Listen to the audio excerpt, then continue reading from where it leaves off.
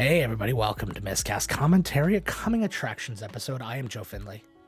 I'm Todd Tebow the Sailor Murray, baby! Oh, there he is. We had one episode where we were back together. It was fucking glorious. Which just came out last week. Which is probably why our numbers are through the roof now. Everybody's locked up Sovid, again. not our viewership numbers, Sovid. Canada Yeah. is in the shithole right now. You know what? I'm going to say right now that I'm not going to speak for you. I will speak for myself. I apologize to the District of America for making fun of you and being like, you're so dumb. They won't wear masks, blah, blah, blah. And now Canada's numbers are worse. You know, but come on, right? Like they're sort of like, are they telling us all the numbers? But still, I'm sorry that I judged you. It's like people that throw glass stones. You know that they say that, right? That's straw because houses. You throw a glass stone and it's going to blow up and you might get shards of it in your own face. If you throw like a girl like I do. Could it be any more clear than that? Yep. I don't think so. Yep. But, sorry, America. We're doing terrible. We've been going through a rough time right now. Obviously, the vaccination numbers have been a joke. My mother did, though, get her first vaccine. First? That was like a one and done. It's 2 shots. Oh, right. And then you wait for a week, and if you don't turn into a zombie, they give you the second one. So she had her first shot, and that's great. We're all happy about that.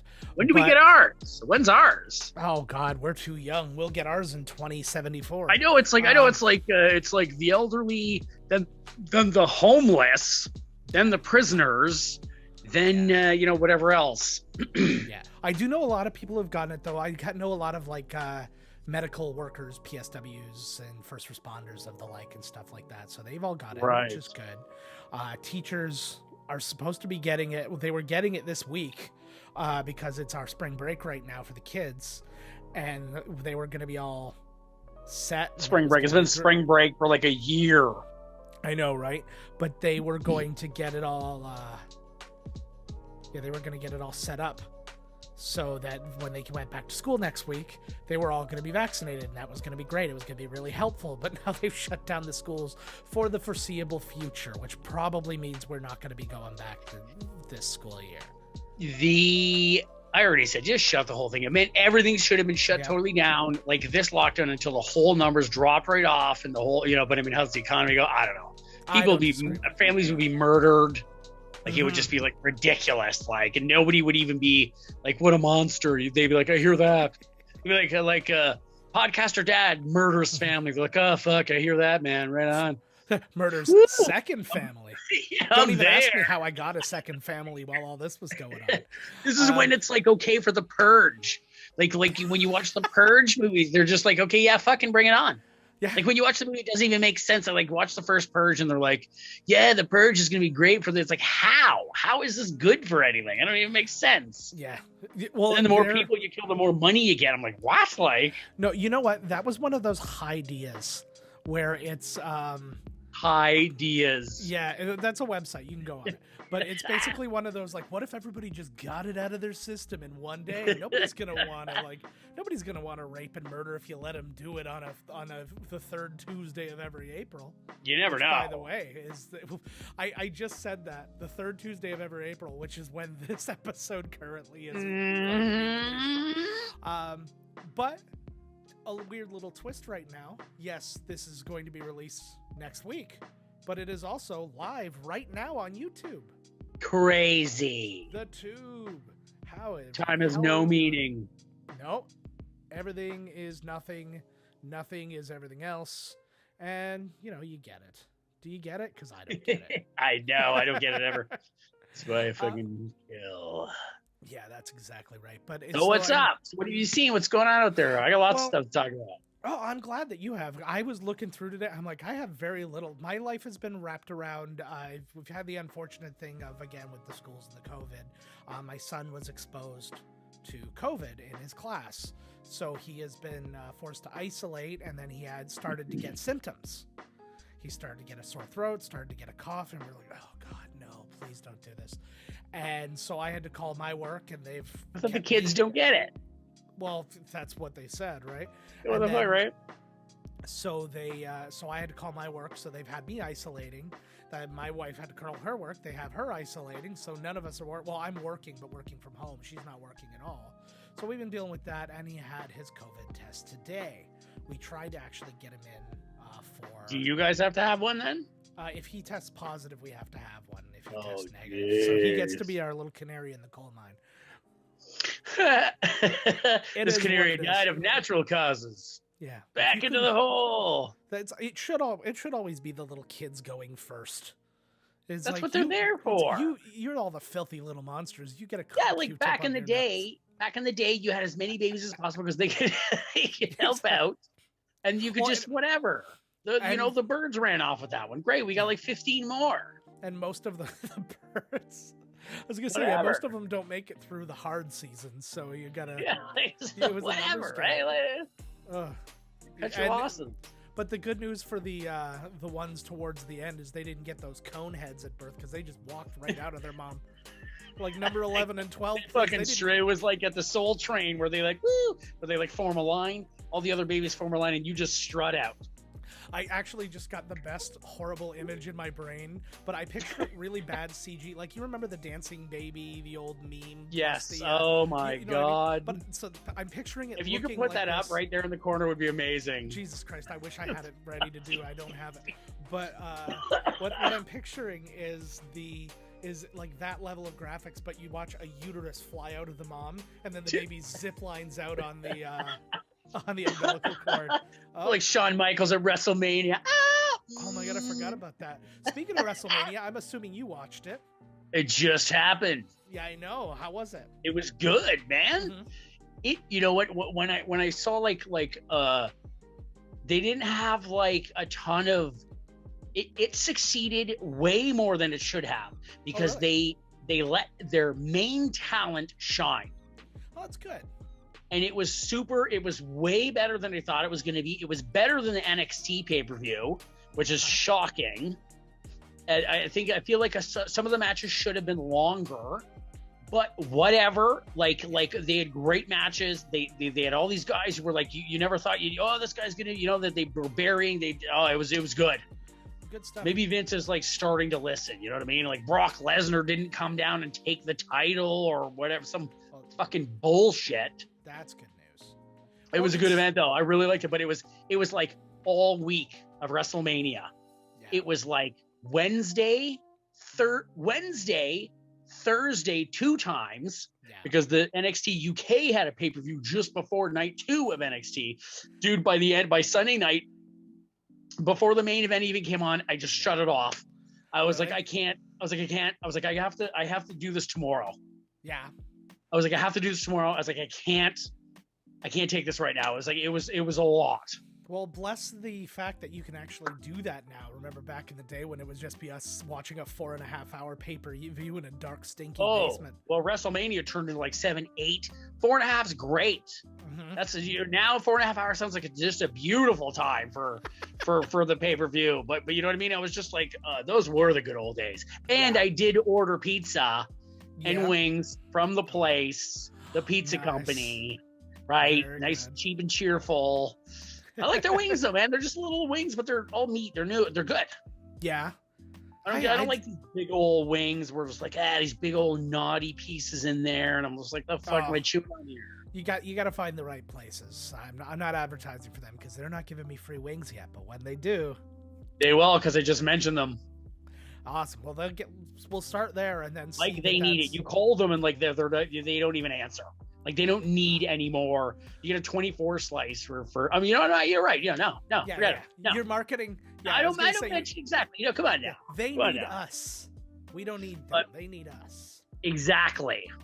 Supply and demand. All right. So, what was your match of the night or match of the weekend?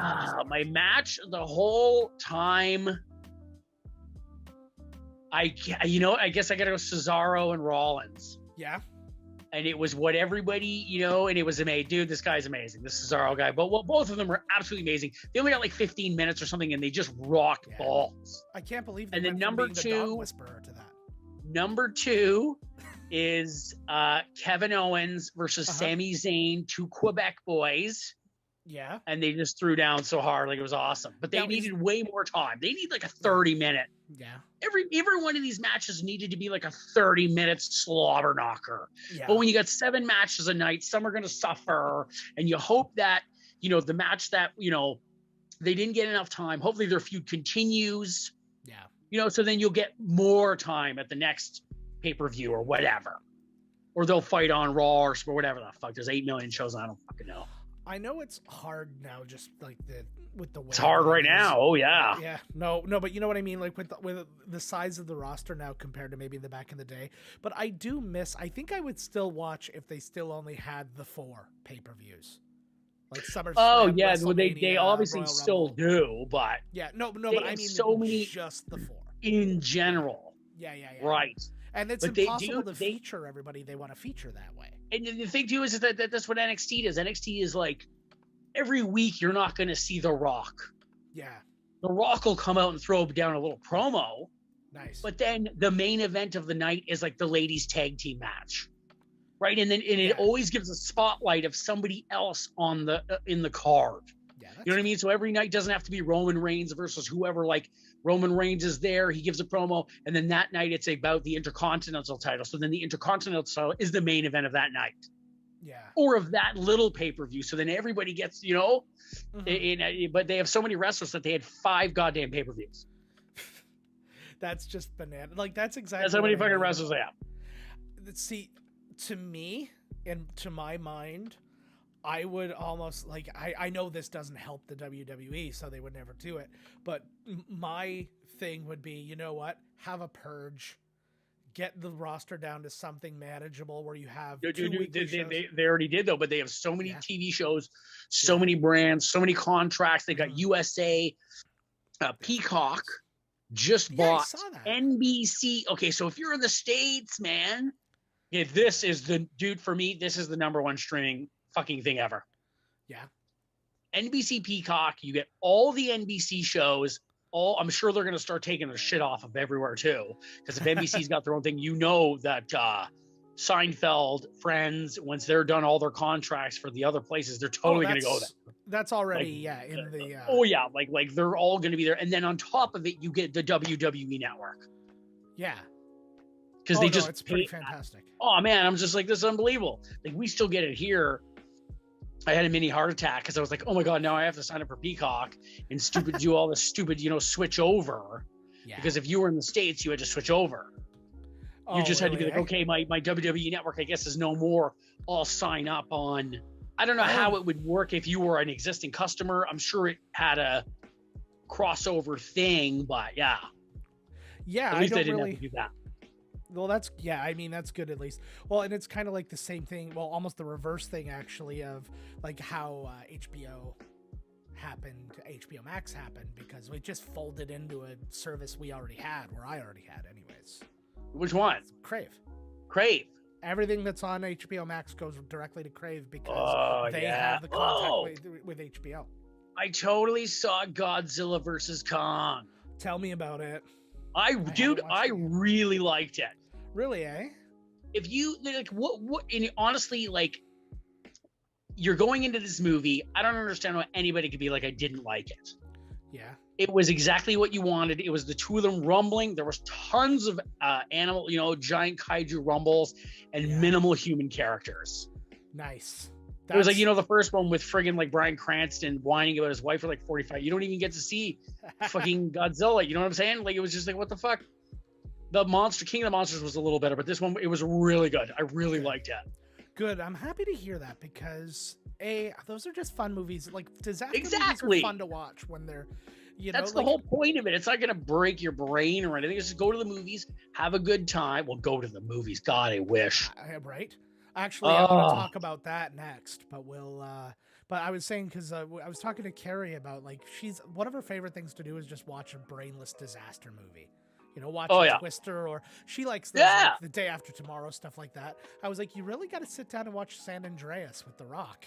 I was like, that movie's wicked. It's everything that you want from one of those movies. Just like outlandish destruction. It's like a Roland Emmerich like country. Oh, destroyer. dude, I agree. I really like that movie, especially in the wall. They're like in the wall. Oh, she hasn't seen that movie yet. She hasn't seen that one. No.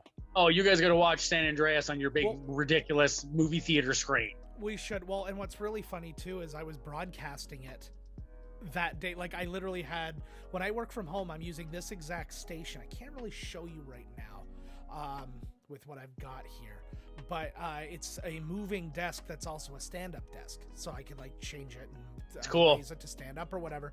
It reminds me of one of those stools or ottomans that you get where it like has multiple layers and it kind of goes like shelves and you can use it. You know what I'm saying? Like, yeah. Which was kind of the idea. Like an ottoman TV tray. I just needed something that just tucked into the corner when I wasn't using it. You know what I mean? But now this thing, it looks like Inspector Gadget when all of his gadgets go off because he's malfunctioning. So yes. I've got microphones sticking out, cameras, lights, like jackknife features. It's like a corkscrew. Yeah. But yeah, so I had it sitting here and I sit kind of like parallel to her. So we were sitting beside each other, even though I'm up in a chair and I'm working, and she's sitting watching TV. And then I literally had up in front of me, San Andreas. I'm like, yeah, you really need to watch this. And then she's like, no, I'm watching, or she's like, no, I'm not watching that. She's like, you know what I watched though? She's like, I rewatched that Independence Day sequel this afternoon, which is god awful. Don't watch that. I've never seen it actually. I don't think. Oh. It's on Netflix. I have to spoil it. It's basically the exact same movie. It's basically the exact same movie, but like it's already happened to everybody. Right. Okay, so it's like you come back and they're like, "Oh, here they are again." Except it's like this time it's like the last crew got out a distress signal and now the big guns are coming. Oh, like the aliens. Yeah. And then this sphere thing comes and then basically is like, here's how you beat it. The only difference in Earth is they've taken the technology from the aliens and they've now reverse engineered it and put their own. So now they have like all this like Earth defending like lasers and all this kind of stuff. To fight against the alien menace. Or just anything. They're like blasting meteors out of the sky or whatever. But then this happens and it gets bigger and it gets and then it's like everybody's got like their avatar because like Will Smith isn't in it, but the kid who played his like stepson is in it. And well, it's not the same actor, but it's the character. He plays his kid, right? But you got Bill Pullman, you got Jeff Goldblum, you've got Judd Hirsch. They're all in it. Yeah, Judd Hirsch was actually brilliant in it too. I'll give him that. Brent Spiner was in it. Oh no, he did not. No. Never mind. Sorry. No, there you go. I was thinking Harvey Fierstein. Yes, Harvey Fierstein did die, but both of them dead in real life. So there you go. So sort of right. But yeah, so we so like that's basically happening. But the worst part is at the end. So let's everything aside, whatever happens. They have a giant kaiju-sized alien queen in it, like running around. And then cool at the very end, so it's like, okay, they run away, but now they're like, this sphere told us everything we need to know. We're going to take the fight to them. And it's basically high five freeze frame at the end going, can't you wait till the sequel? That's definitely not coming because this movie tanked. Just like the Snyder Cut. Oh, yes. Oh, the Snyder Cut. Yes. Don't even get me started because the Snyder Cut news continues. So, you know what, dude? The Rock is like ruining my life right now. Why? What did he do? He's literally said that he is refusing to accept that the Snyderverse is done. Okay, this is not true. I don't know if anybody ever said this, but apparently what I read is that he wants Superman, Henry Cavill, from the Snyder universe. He wants Black Adam to exist in that universe, and apparently he's like. What I find stupid is that I read that like he's head to head with the studio and he's gonna stand firm, and it's like, how can you? They're making the movie, not you. Yeah. How can you be like, I'm just gonna do this? And like, okay, Rock. Like, well, what's funny to me is he's basically holding them hostage on no Black Adam 2. Or like, whatever. I don't know what it is, but apparently he's very much into the Snyderverse, and he wants that to continue because he wants Black Adam to be a part of that universe. Well, here's the thing. like the whole thing frustrates me, and then the fact that like most of these guys aren't even like Cavill is like maybe back as Spider-Man, Jesus, Superman, and like Affleck's out, but everybody's like, no, bring him back. He's like, he wants nothing to do with it because the of course drink. Like, but they're all like, you gotta bring him back. So basically, they're gonna make this guy friggin' kill himself so he can be there. Yeah, well, like who cares about him, right? I want him as Batman. Yeah, but like they're scraping the bottom of the barrel right now on all these friggin' stories. I was like, they were like the Snyder Cut releasing a double vinyl soundtrack. I'm like, who gives a shit? I was like, there's only one soundtrack. No one. No one. Yeah, and it's like I told you, 1/3 of the people that started the movie finished it. Yeah, it's just. And so if you put so was the 1/3 of the people that finished the movie all the people that made that noise? To make the movie, because that doesn't seem like enough people to make a studio give some guy $70 million to finish some piece of shit. No, I think they should have gotten $1 per person who tweeted about it. Yeah, I'm just like, so how was that even like? Oh, well, I guess we have to wait for Army of the Dead, his new one on Netflix. Which I'm not gonna lie, looks good. No, it does look good. It looks good, and it's some cool people. Dave Bautista's in it. Tig Notaro's in it. I'm excited he's back in like the zombie genre because I loved his Dawn of the Dead. Actually, loved it. And they just apparently greenlit a prequel to the movie called Army of Thieves. So it's like, it's this. I don't know if it's all the same characters or whatever. It looks like it is, but taking place prior to the zombie outbreak. Right. So. Oh, so the same team. Yeah. But like before.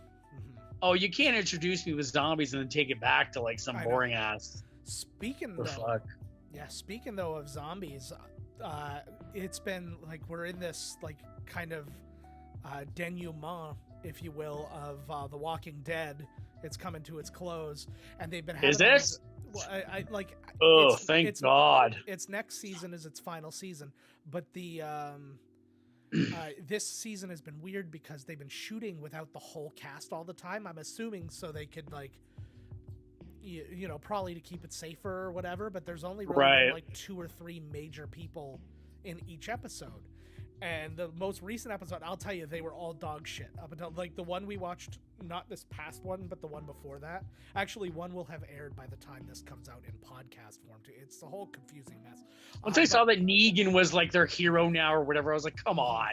Well, what's interesting is that, so like the episodes leading up to the most recent one that I've seen, it just dog shit. Like we were sitting there, I watched one with Carrie and we were like, nothing happened in that episode. Like for the love of God, I feel like I'm Dextering this, where it's like, I watched Dexter till the end, but I was done with Dexter like before, like 2 seasons before it was over. No, yeah. Once Buddy, when that season was done, I was like, I'm done. Yeah. And like how many fucking serial killers can you know? Like, come on.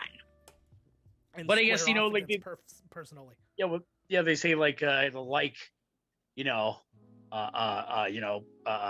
magnets, the same type of people will find themselves. But I'm like, come on, Mike. Yeah. But that's how I was feeling about this one. But actually, there was a Negan centric episode that just came out.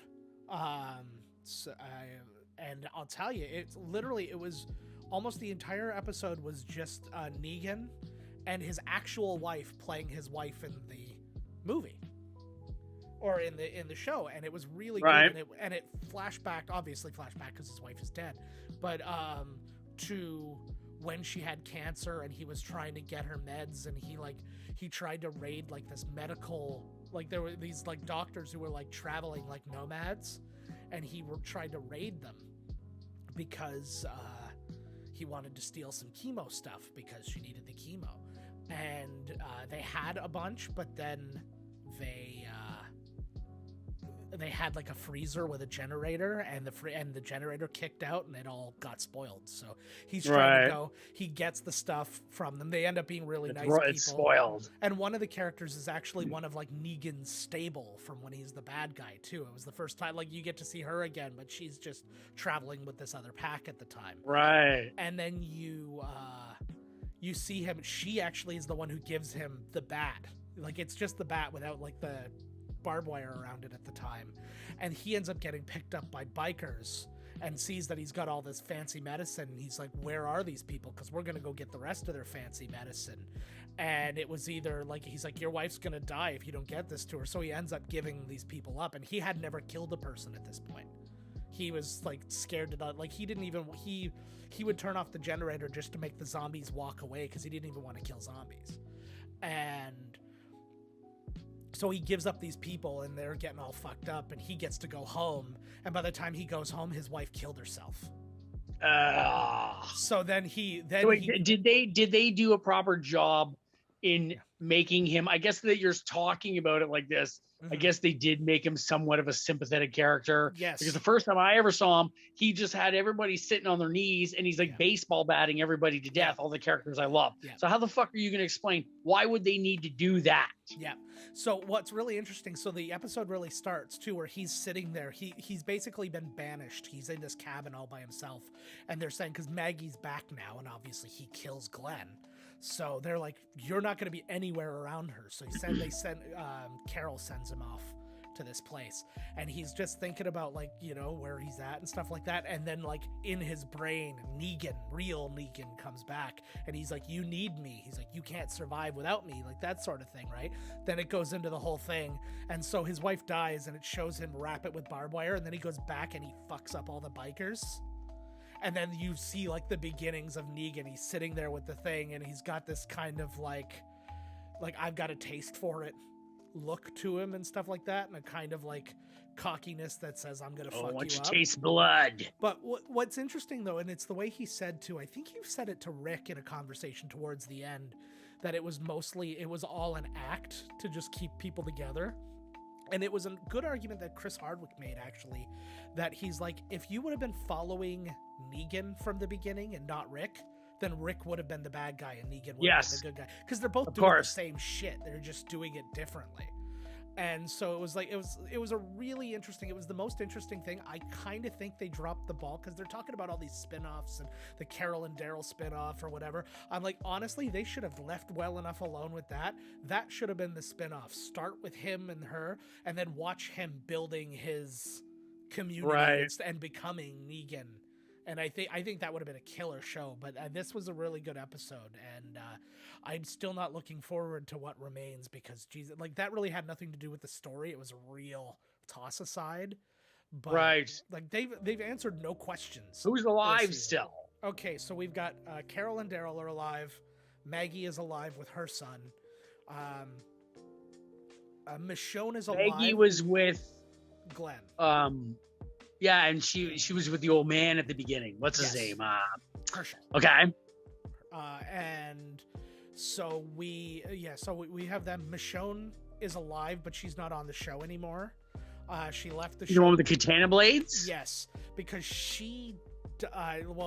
because Rick, everybody believes is dead.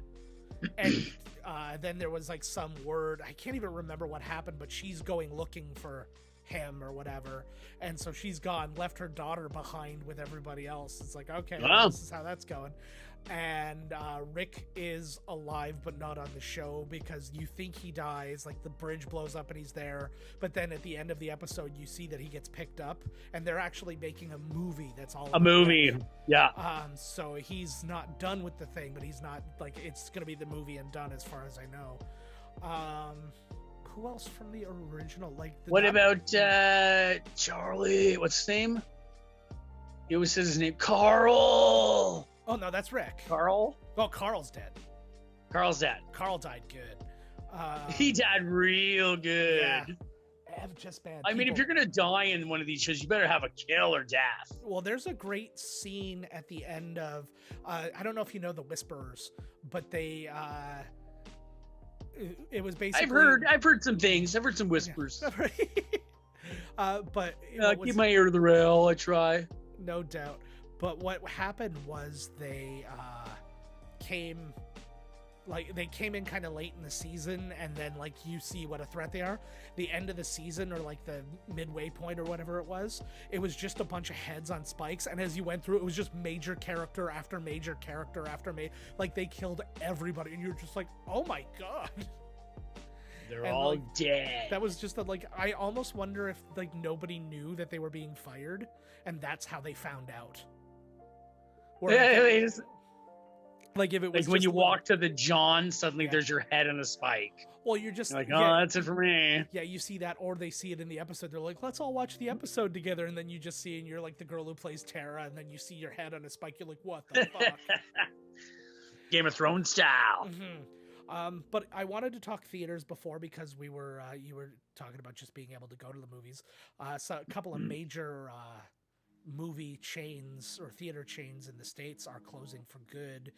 One of them being the ArcLight, which is a huge deal in LA. Like I'm watching basically every person who lives in LA has tweeted like they lost a loved one over the ArcLight being closed. So yeah, I mean, there's some. It's more of like an art house theater chain. Yeah, so but still, like, what a fucking rip off. It just sucks. I guess some other ones have smartened up because there's some other smaller ones, but then they came out with their own little like streaming service on the side that they can license movies and have them. So like they were able to still make money while this was going. Right. The other ones haven't been able to open or do anything. So it's just it's really unfortunate.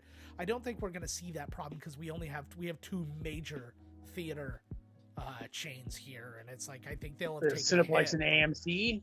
Well, Cineplex and Empire. Is it Empire? Who's Empire? No, it's not. What's the one by you? It's not AMC. It's Cineplex. No, the Penn Center. Or well, there's AMC. The big one in downtown Toronto was AMC. Oh, that was an AMC, but that's not like a all through the country chain. No, but the one over by what the hell? I gotta Google it now. God damn it. Yeah, my phone's not. Cineplex Odeon? No, you just said Cineplex, and we know it's. I know. This is the only thing I can think of. That's. And yeah, because it was the Penn, and then like in down in over in Niagara Falls area. Landmark. Jesus. Well, maybe that's right. It's Land. I keep thinking it's the other one still. Yeah. What's the one over in Silver City? Silver City.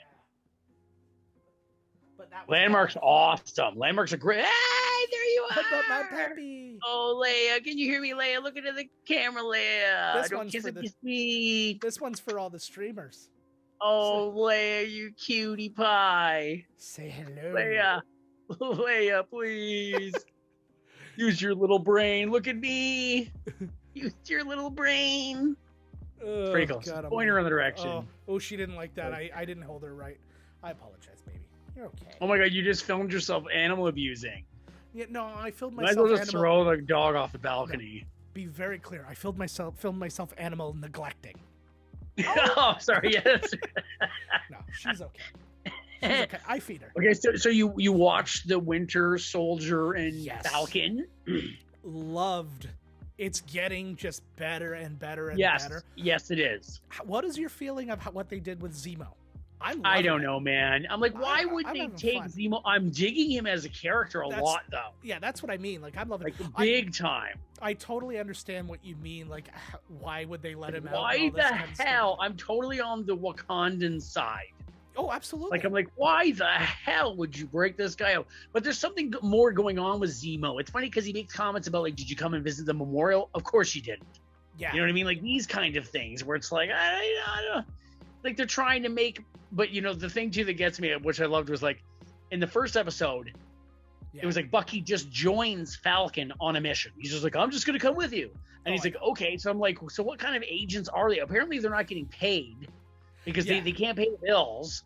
But at any point in time, they can go on any mission they want to.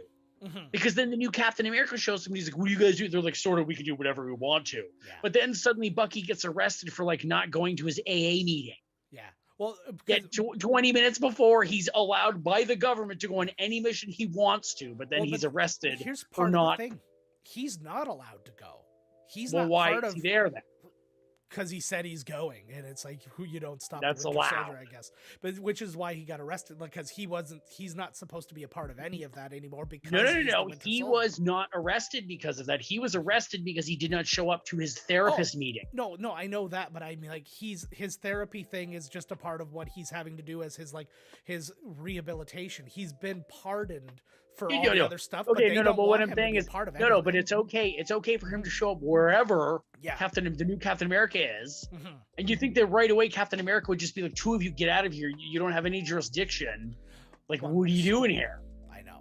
Which doesn't even make sense. I'm like, but you know what I'm saying? And then suddenly he's allowed to just go wherever he wants. At least Sam has the government will be like, what are you doing here? You know, like. At least Sam has a crew. Like, he's got his own, like, group, like his own platoon that he, like, commands. Yeah, like a bunch of dudes. So he makes sense. But yeah, Winter Soldier just kind of, he's like, I'm going, and you're not. I'm just gonna go, and then the government's just like, okay, cool, like. Yeah. But if you don't show, it's okay to go on dangerous, illegal missions overseas. But if you miss your therapist meeting locally, like you're off this case. Again, he should have been jailed for both, because nobody says okay to him to go to this thing. He's just there. And like, nobody's like, oh, Winter Soldiers are good. They don't want him anywhere near any of this shit because he was the Winter Soldier. Well, because he was the Winter Soldier. But nobody seems to be bringing that up. Everybody's just right. Like, you know, what gets me to is like the whole like I know that Iron Machine there, Machine Patriot, War Machine, Patriot Machine Man. Yes. He was in the first episode, yes. But I'm like, the Avengers, none of them speak. Like, none of them talk to each other. Like, after the events of the blip and after they went to Tony Stark's funeral, like, none of them. Well, we got to kind of break down where everybody's at, I guess. I can see where Wanda, right? Because I guess they showed there, but I'm like, Jesus Christ, like. I would like to actually have a better account of, because you're right. It's like they've had, they've done better at explaining why people couldn't do that. Like Spider-Man Homecoming, he's like, this, like, where are the Avengers? And he's like, they are not around. Like, I don't know, but they should, is at least, because I mean, there's certain ones. Thor is just not there. He's in space. That makes sense. He's accounted for. Hulk, he's off of the Guardians of the Galaxy. Hulk and Hawkeye not accounted for. And I'm not saying that they have to show them. No, I'm just saying that it looks like none of them have spoken. None of like everything is dropped off. Like if you had nowhere to go, you're on the streets now, even though you're part of the Avengers. Like they don't give you any money. Like no, you would assume. I don't really have a lot of answers for any of that. Like Sam's making money. He's just not like in a position. Can't even buy a boat. Save the boat. You can't even buy a boat, for Christ's sakes. The guy saved the world multiple times, can't buy a boat. You would think he'd at the very least get some endorsements. Well, no, and you'd think that if Tony Stark was, whoever he was, that he would have a contingency plan for when he died that would continue paying for like the Avengers Initiative or whatever. Like, 100%. What the fuck? Like, come on. Like, there absolutely should be some kind of, for lack of a better word, foundation that should have continued. Yeah, or like a place, we can all go hang out still, even if, Avengers Tower should still be there, even though he's not. Yeah. Well, they rebuilt the, they had that off-campus site that they built for later on in Civil War or whatever it was, but still, same deal. No, not Civil War? Yeah. No. Yeah. Yeah, whatever. And I love the scene, too, where they meet, what's her name there? Blondie. Yes. Sharon.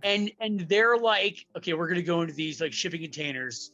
Yeah. And then you have Baron Zemo and two mainline Avengers clicking around on a computer while this little white chick beats the shit out of every hired gun in town that comes to fight them. I know. She's like, yo, I need some help out here. They're like, no, I'm on the shitter. And Falcon's clicking around on the computer. Give us a break here, lady. Yeah. Maybe she should be the Avengers because she kicked the fucking ass. Oh, she was awesome. I like what they did with her character, that she's like on the run and she's in this weird fucking. She's the power broker. Yeah. Oh, I'm looking forward to getting all. There's so many more things we have yet to see. Yo, they were in Latvia. Yeah. That's where Doom is from. Ooh, very good. No, he's right when they were like, yes, right when they were like, we're in Latvia, I was like, that's where Doom's from. It's 100% not where he's from, because where he's from is a made-up country, but I gotta find out.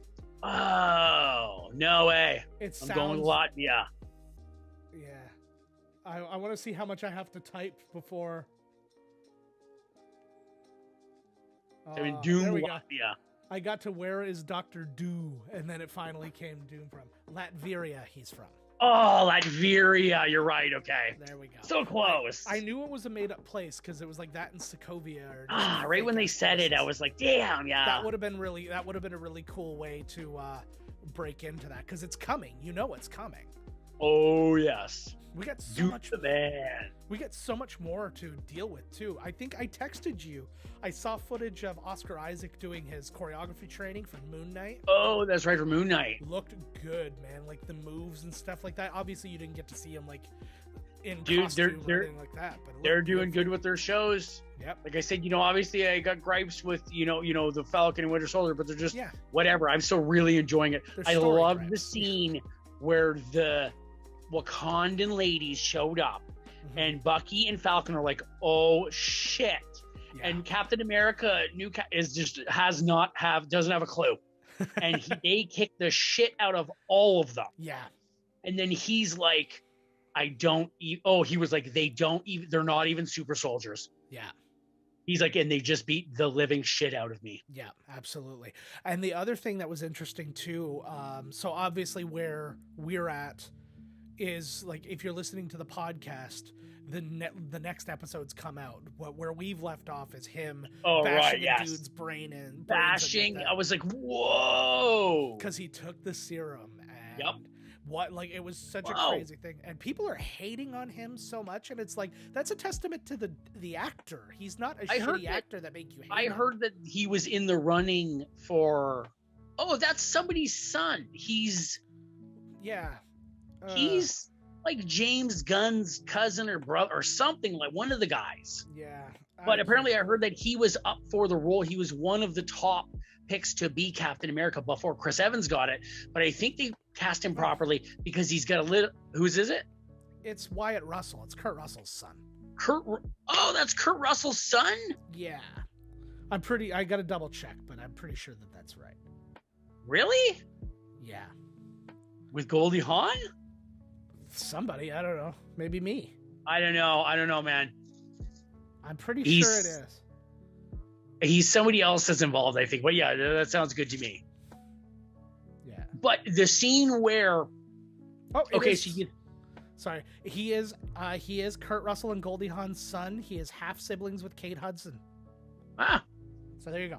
Anyway, cool. Sorry, keep going. But anyways, I feel like they that they cast him really properly in the role that he was in, because he does have, even when just looking at him, like his facial features, he's got a little bit of a dark... He's got more of a sinister look to him than Chris Evans does. Yeah. He's Captain America, but something's just slightly off about him. Right. You're just I don't know. Like... And the scene, so you think like Zemo, and what's funny is Zemo keeps sneaking up and like, oh, there he goes, and then he comes back. He's like, I brought the car or whatever, I know. And the scene where all the so even though Zemo's evil, he still knows and does not want the serum to be out there. No. Because I was shocked in the scene where he's fighting Captain America or whatever, and then he starts stomping the vials of the super serum, Zemo. And I was like, whoa. I thought he was going to be picking them up. I know. I didn't know enough. You know what I mean? I didn't know enough about Zemo, if he had proper superpowers or not. So I was kind of waiting to see, is this like his in? Because usually, and he's gonna take it, or he's gonna write. Because so many Marvel guys have. Well, just superheroes in general, their bad guys are already very similar to them. So Captain America has a lot of super soldiers and like that sort of thing, and Hulk has a lot of big scary monsters. It's true, actually, when you think about it. Yeah, some dudes. But like it was the same thing. Like Iron Man had Warmonger, then had Ironmonger, sorry, then had Whiplash again, who's all tech, and so like it was they always point, actually. And then I think nobody. And the wizards are fighting the wizards. Yeah, and then the Flash is just fighting other people with the name Flash in their name. Oh yeah, I like him. I like him. Oh, I like the Reverse Flash. Oh, he's super cool. But yes, so I mean that's a lot of there's a lot of that going around. So that's what my assumption was, but again, I just wasn't educated enough on Zemo to know. But they had sold him as such an anti-superhero kind of thing that I knew he was gonna stop it. Like the split second maybe of what's gonna happen, and he stops him. Like, yeah, okay, right. He's sort of kind of like redeeming himself, but I feel they're going to pull a switch on us, and he's going to go back to. But they're giving him more dimensions to his character, which I like. Yeah, no, I agree. He cares more, but you know what I mean. Like he's really smart. Like he's. I loved his jacket. I actually looked up his jacket to see if I could buy it. It's actually not that much money. Oh, really? Yeah, I looked at all these places. I was like, man, that jacket is so cool. Yeah. I like that I like because you finally also hear that he's Baron Zemo, and like you get a lot more of Zemo, like what you figure out who he is more in this than Civil War. Right. Well, way more. So. Way more. Mm-hmm. He was just the guy pulling the strings in that movie. You didn't get to see him do any action or do any moves or No. And I liked, and I mean I like the actor too. I've liked him in everything he's done, but he was really good in Rush. With oh my god, yes, dude! That movie is terrific. Yeah, it's a brilliant movie. I forgot that was him. Speaking of which, too, I don't know if I told you, Ron Howard liked one of my tweets.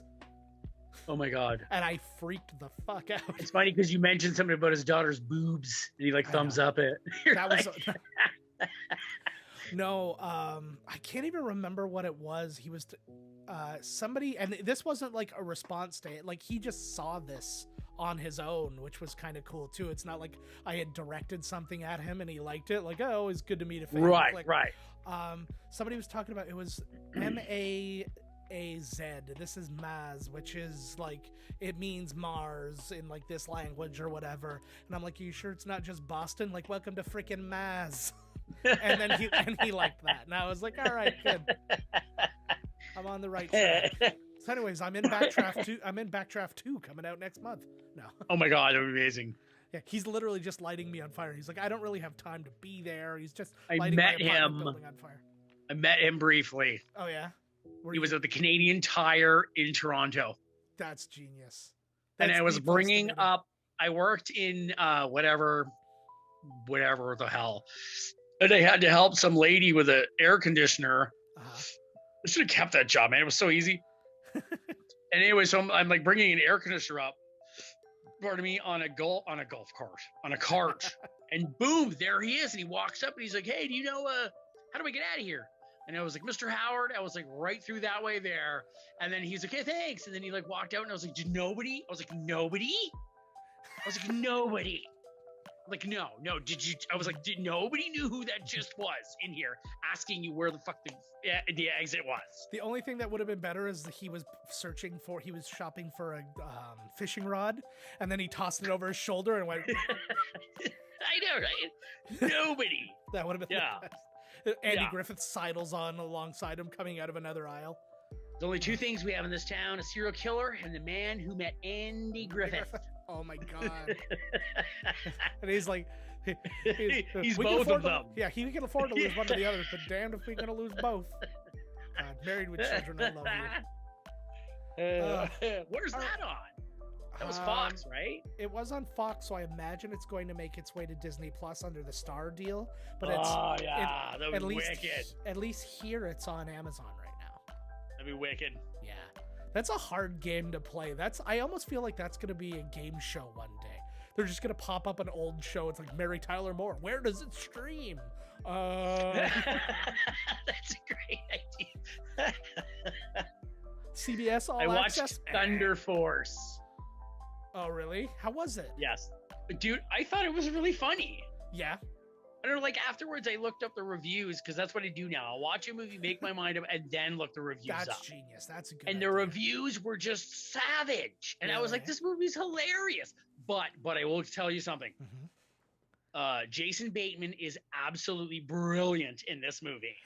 Oh, nice. I didn't see in the trailer. But like Octavia Spencer is in this movie, dude, and it's like she's not there. It's like they bow-fingered her or something into this movie because it's like she's so, I don't know if like she was thinking about something the whole time or like really? They forced her. It's like she's not in this movie. No, Wow. She's like, oh my God, she's like garnish, you know, on the side. She says nothing. Yeah. I want like Coming to America.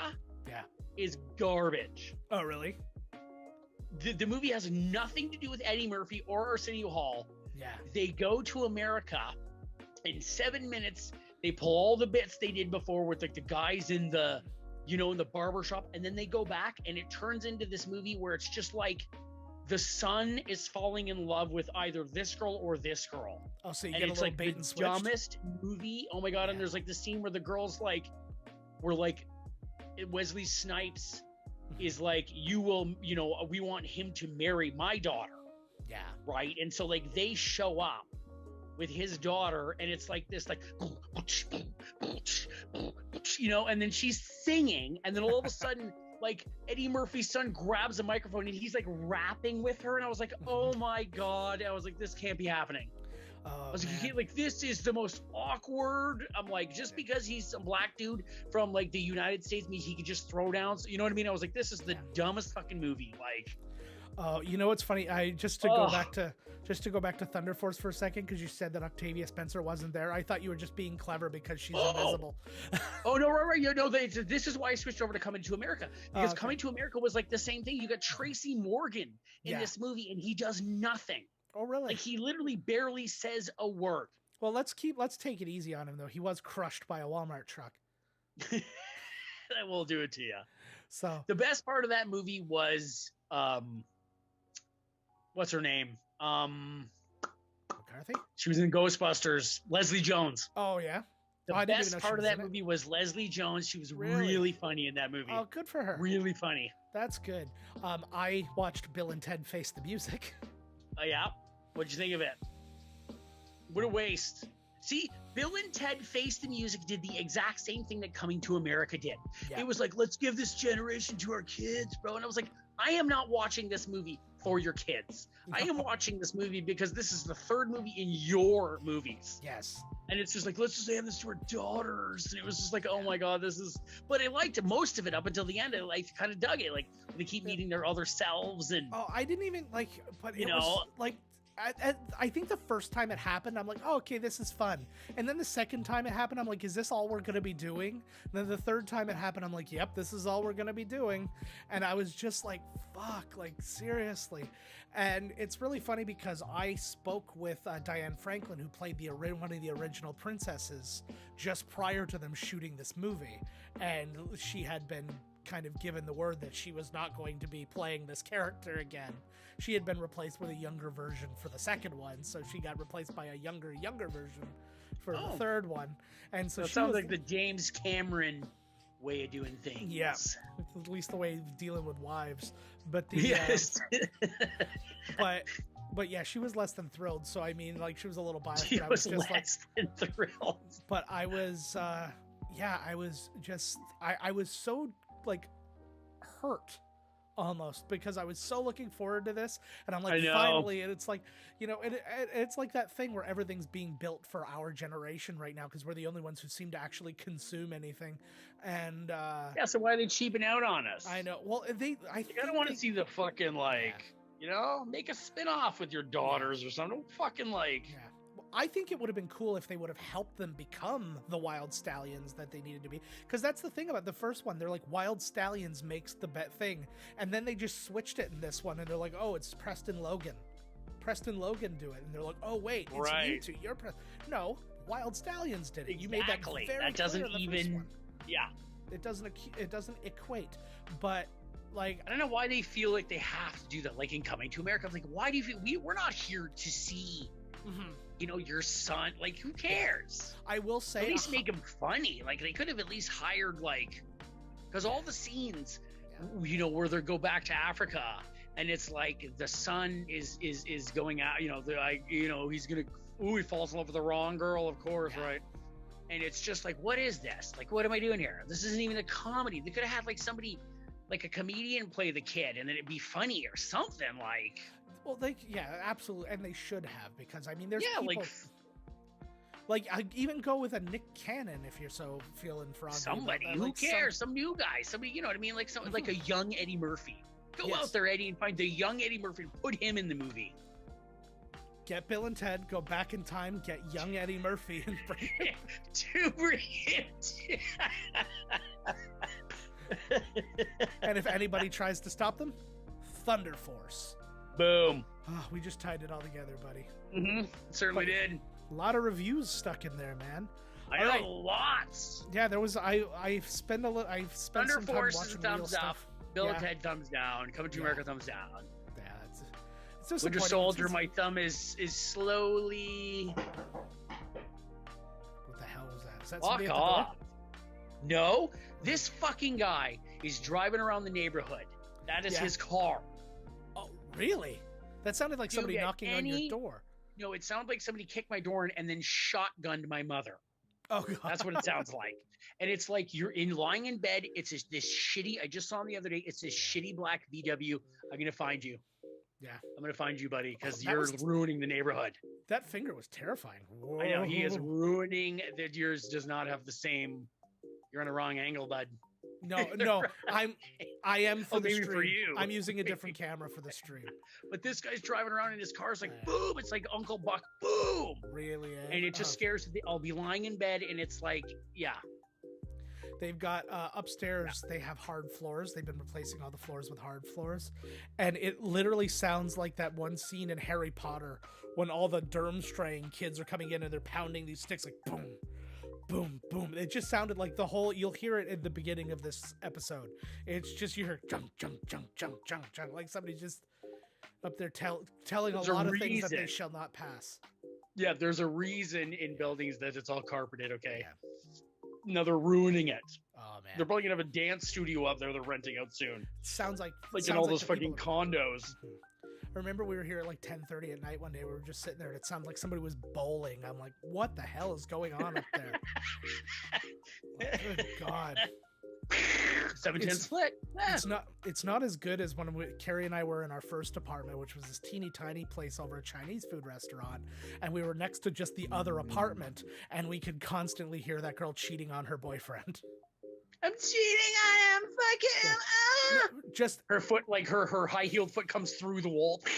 You're like, oh my God. Just like pornographic screaming. We're just like, oh my God, they're going at it. And then like 3 hours later, I see the guy come home, and I was like, oh. But good times. Why would you be like that? It was just because drama. I like. Oh, because like the boyfriend's coming home now. Yeah, I just realized that. I was like, she's always like a bitch. She was like, why are you having sex with me? Why are you just out of the shower every time you come home? Why is the camera set up over the bed, but you never let me use the camera? Why is there a whiteboard saying top tippers? Trying to think of what else I've seen, man. What else? It was just a lot of wrestling. Yeah, I think that's about it. That's about it. Well, let's talk about what we're gonna. Yeah, let's talk about what we're gonna watch next week then.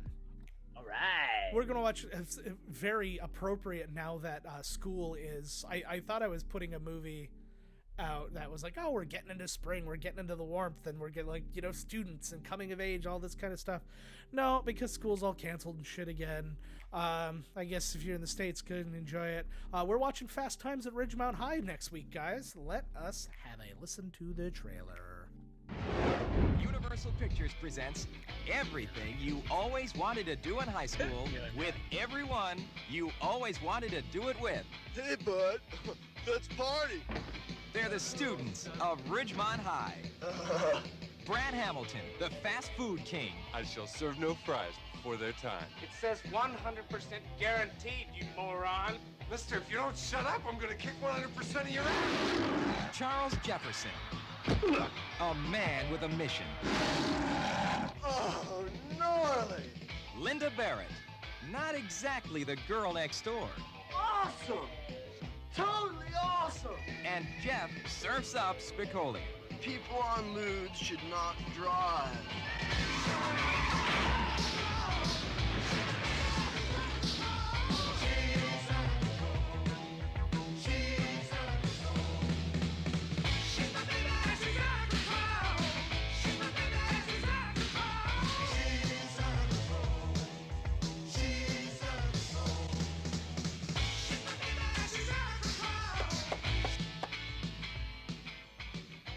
was my skull. See Fast Times at Ridgemont High.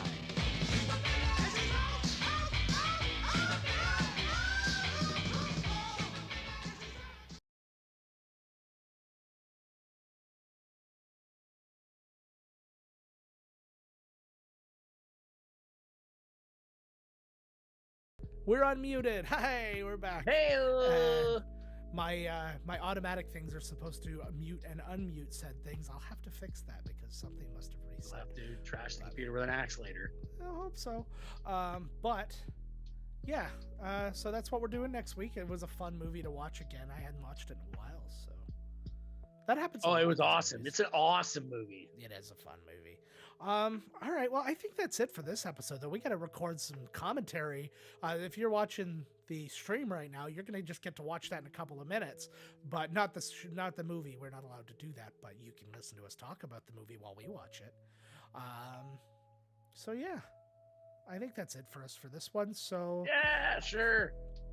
as always, find us at miscastcommentary.com. Email us, podcast@miscastcommentary.com. Find us on Twitter at Miscast Podcast. I'm at Miscast Joe. Todd's at Miscast Todd. Find our stream right here on YouTube. For now, I think we're going to stay with YouTube. I've been going back and forth, but I think that I think it's We'll just be on working out. Peacock pretty soon. Don't you worry. We're gonna have big. Oh yeah. You bet. And you can see me streaming as Miscast Joe, and keep an eye out for our friends over at Dueling Decades also streaming. I produce that as well. So yeah, busy. Haven't seen my wife in a while. Yeah, she's heartbroken. I know it. What a trade-off. All right, guys. For now, we're going to see you guys next week with some sweet, sweet Fast Times at Ridgemont High. Catch you later. Later.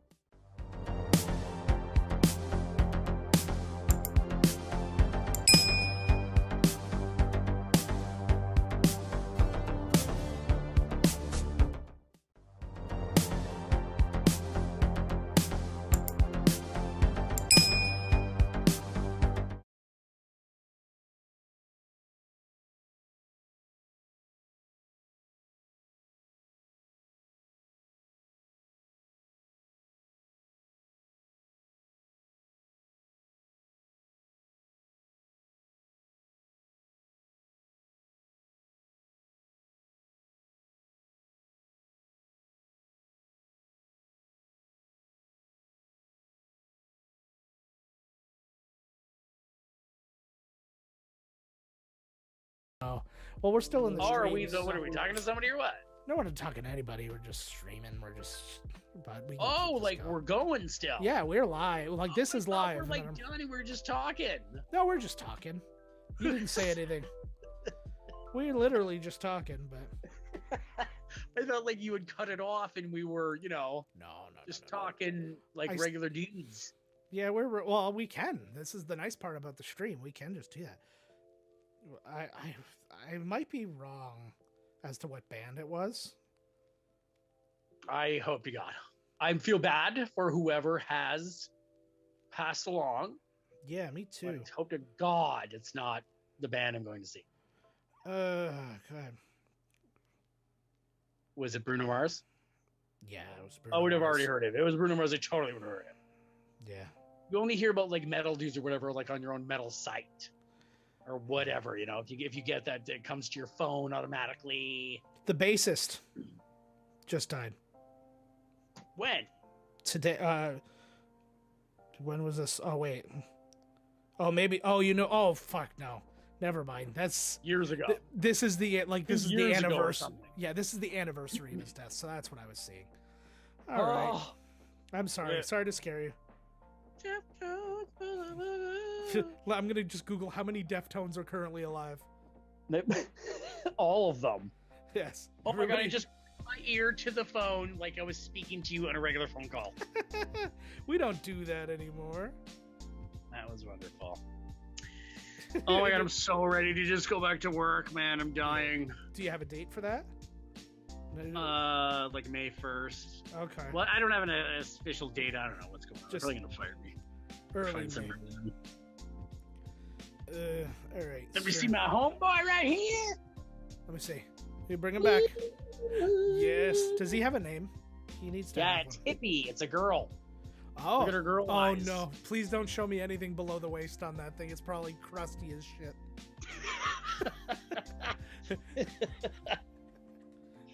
Oh yeah. I don't know what Krusty happened. Lou Studios.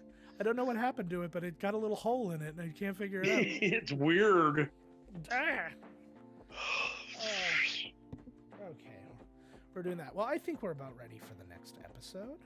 Now we got to figure out what it's brought to you by. I need to get I'm a not. drink, too. Get a beverage. But then they know if we're streaming, they know we're watching. Well, they know, but it's okay. Do they? I'm going to tweet out another thing just to let people know we're still live. We're still live, baby. Woo, yeah. Look at that. It's a pizza. Pizza. You know what? It's not bad when you make these pizzas, but you get the shitty cheap ones from the store. Yeah. And then you add more cheese. You know, I put more pepperonis on there, add all this shit. And Yeah. it makes them pretty good. Oh, that's good. It makes them, like, half decent. Well, that's still my thing. Like, everybody talks about, what's it called? The Chef Boyardee pizzas. Well, not everybody. I'm talking about it. But the... Yeah, I'm like, everybody Yeah. shut up about these Chef Boyardee pizzas. Yeah. No, but that was always my thing about the Chef Boyardee pizzas was, like, they tell you, oh, make sure you're putting cheese on there and putting pepperoni and putting all the toppings. I'm like, no, you put it exactly. You take that dough, you spread it out, you put all the sauce on there. I don't give a shit. And then you dump all that Parmesan cheese on there, and then you don't do anything else to it. And it's the best goddamn like late night snack in the world. I thought I still had some. I was very bummed did when you I see the new like Detroit style Pizza Hut?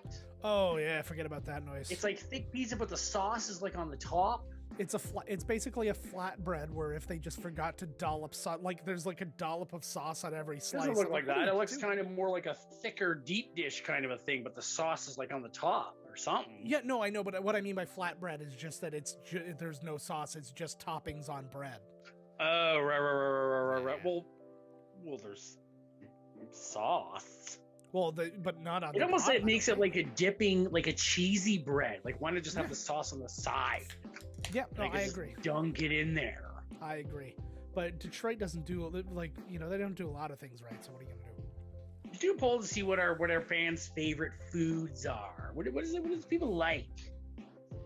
I just like bullshit. Like, just give me like potato chips with gravy on them.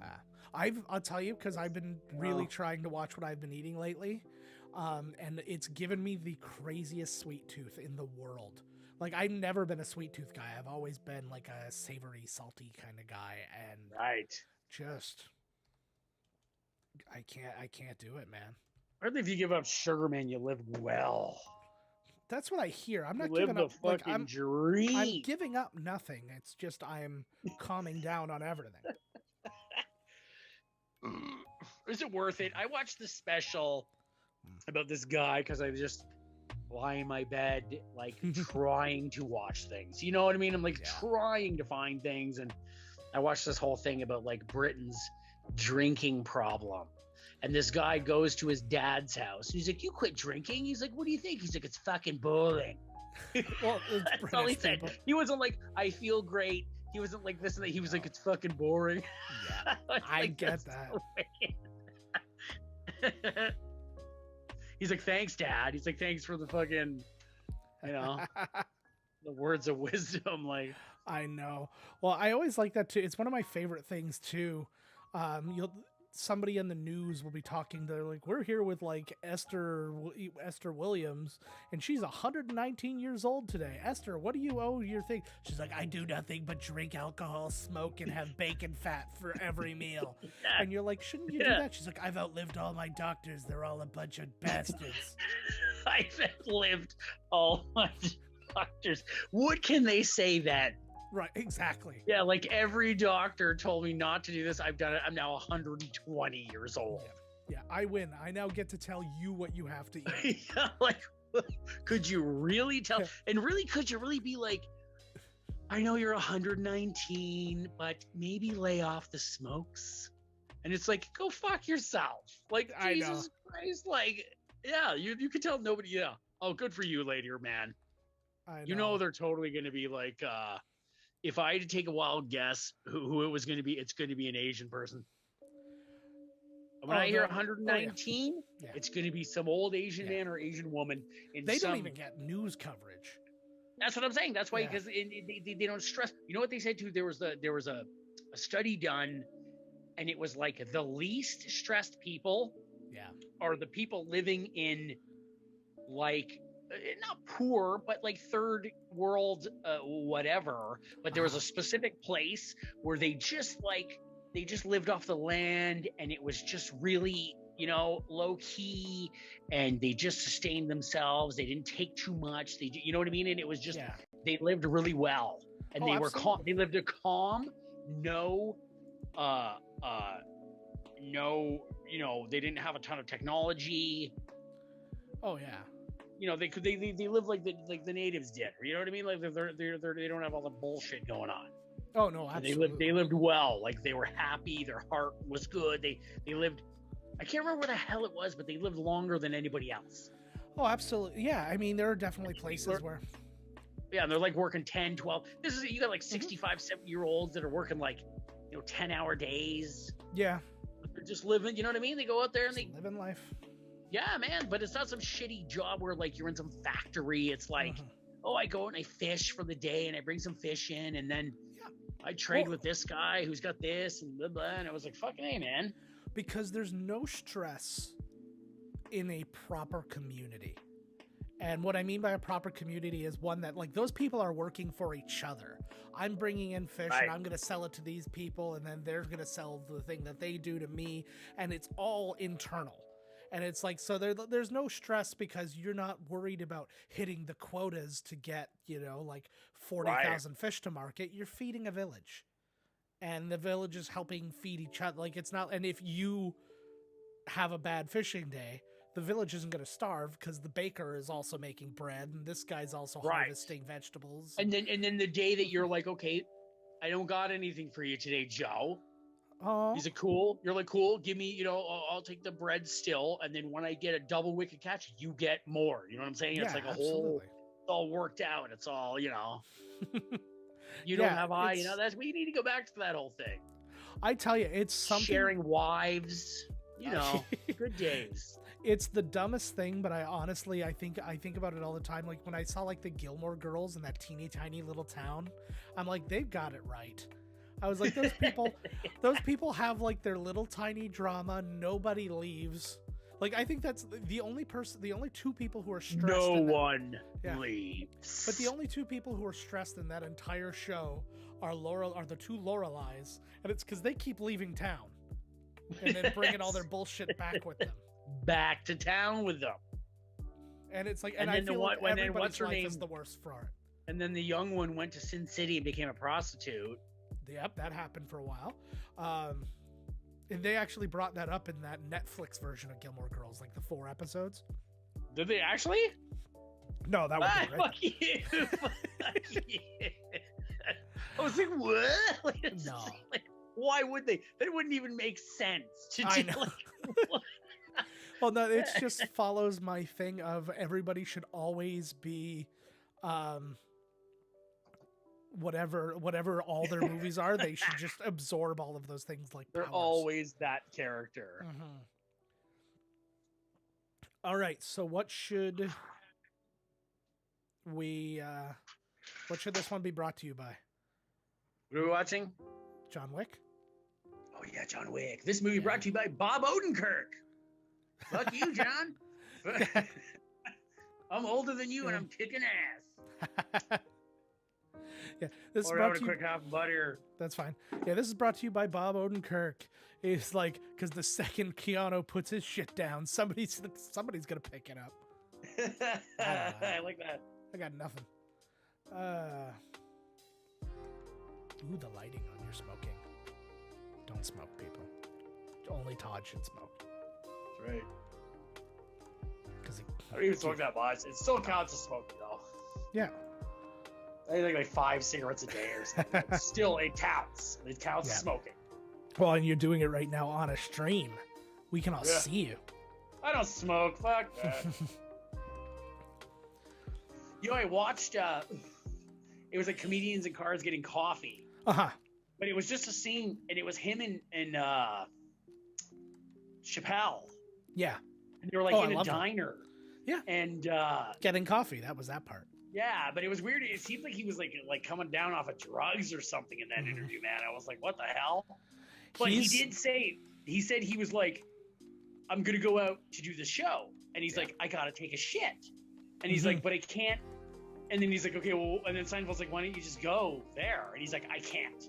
Yeah. And then Seinfeld's like, he's like, you're a home guy. He's like, you can't do the away game. Yeah. And I was like, I understand totally where Chappelle is coming from. Oh, absolutely. Because I'm only now getting over my my terrible bathroom phobia.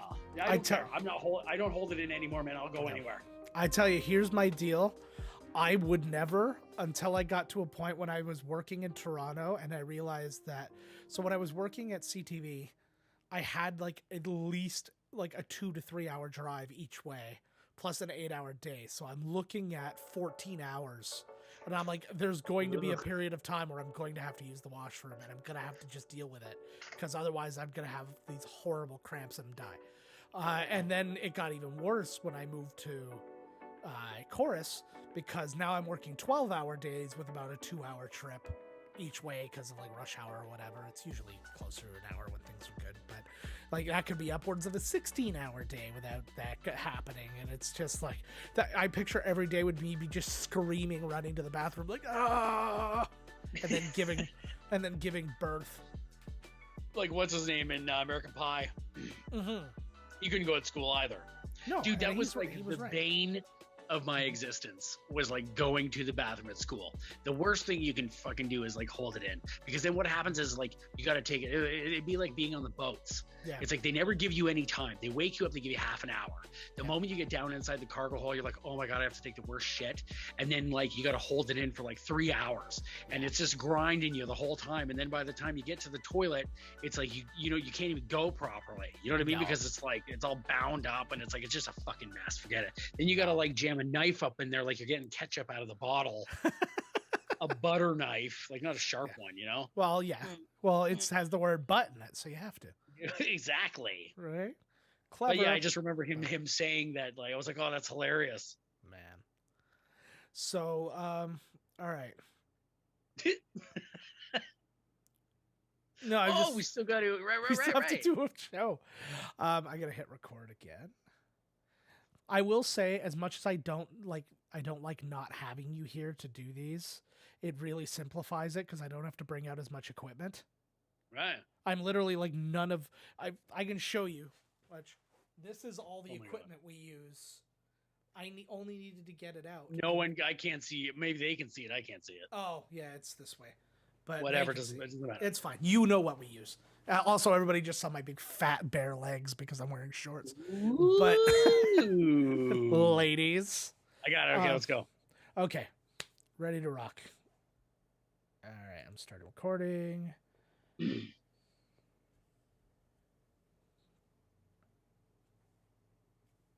This episode brought to you by Bob Odenkirk. You're a nobody, John Wick. You're a nobody. Hey, everybody. We're watching John Wick, and you are listening to Miscast Commentary.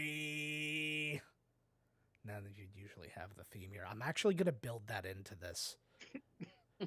I just didn't have time. You know how many things I've built for streams this week? I built like 50 different like little things. I had to build a bunch of things for Dueling Decades. I built a bunch of new alerts for us, only to find out that the alerts don't work on YouTube. What doesn't? The alerts, like I said, when you get a new follower or something. I made this cool animation where I'm going to just emulate one right now, just so people can see it, so they know how fucking hard I work. Maybe. Ooh, something lit up your face there. Ooh. Ooh. Here, we're going to back because we got time to do this. It doesn't even matter. Yeah, what the hell? I might be wasting your time, but I'm not wasting mine because I'm going to be up all goddamn night. All right. There is no wasting time now. No, there's no time. Anytime doing anything is something. All right, here we go. There we go. You can't see it, but it's on the YouTube, so you can go watch it later. So basically, the Miscast commentary thing pops up.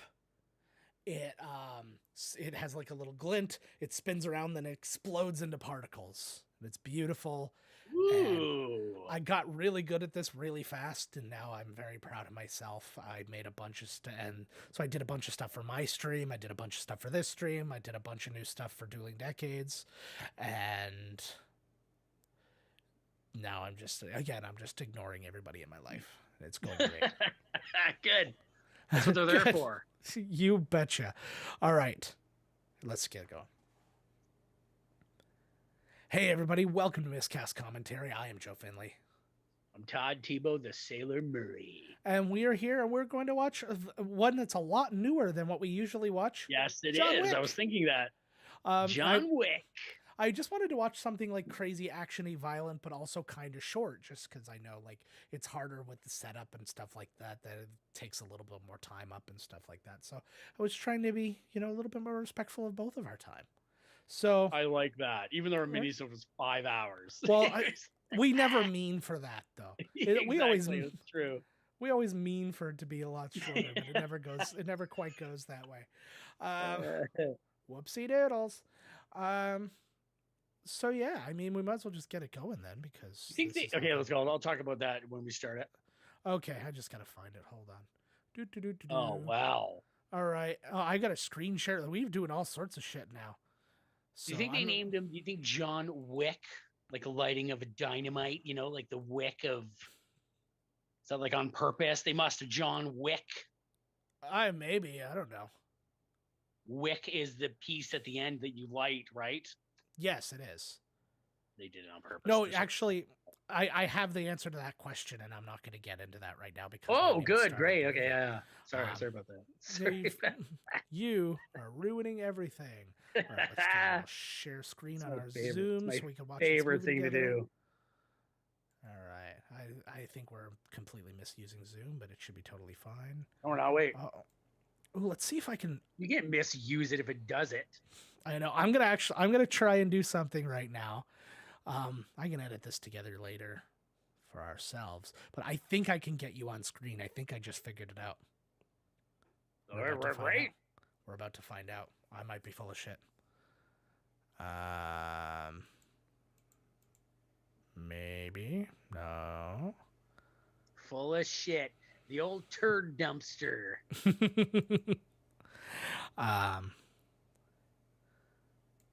Controls. Nope. I think we're getting somewhere. No, keep going. The other day I was walking around out there, and I ran into a Cane Corso puppy. Oh, really? You know this dog? I've heard of them. I don't really know them, though. The dog is absolutely immense. Yeah. And the puppy I thought was just like a regular sized, spaniel or something. And I was like, oh, look at that cute dog. And then they ran up to me, and I was like, oh my God, it's like a puppy, but it was like huge. Yeah. Oh, he's gorgeous. That's unfortunate. Or that's not unfortunate. Sorry. That's unfortunate. I was going to say. Sorry, I was gonna say that's awesome, but I'm also having a problem here, and I know. I totally. The wrong side of my brain came up instead, and I apologize. What a cute alive dog. Well, that's unfortunate. It's my least favorite part about dogs is when they're alive and cute. Goddamn dogs. All right, we're not getting that today. We're just gonna have to deal. That's fine. Whatever. It's silly.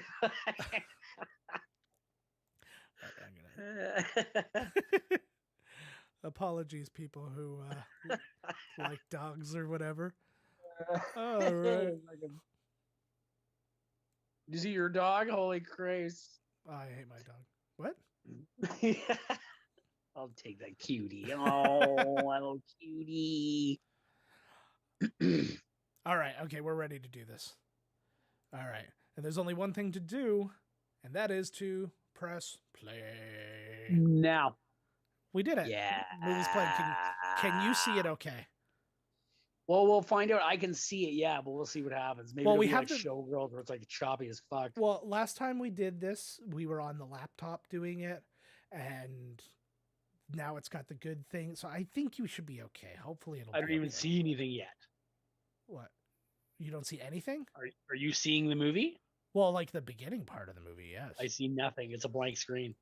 Oh shit! Okay, hold on.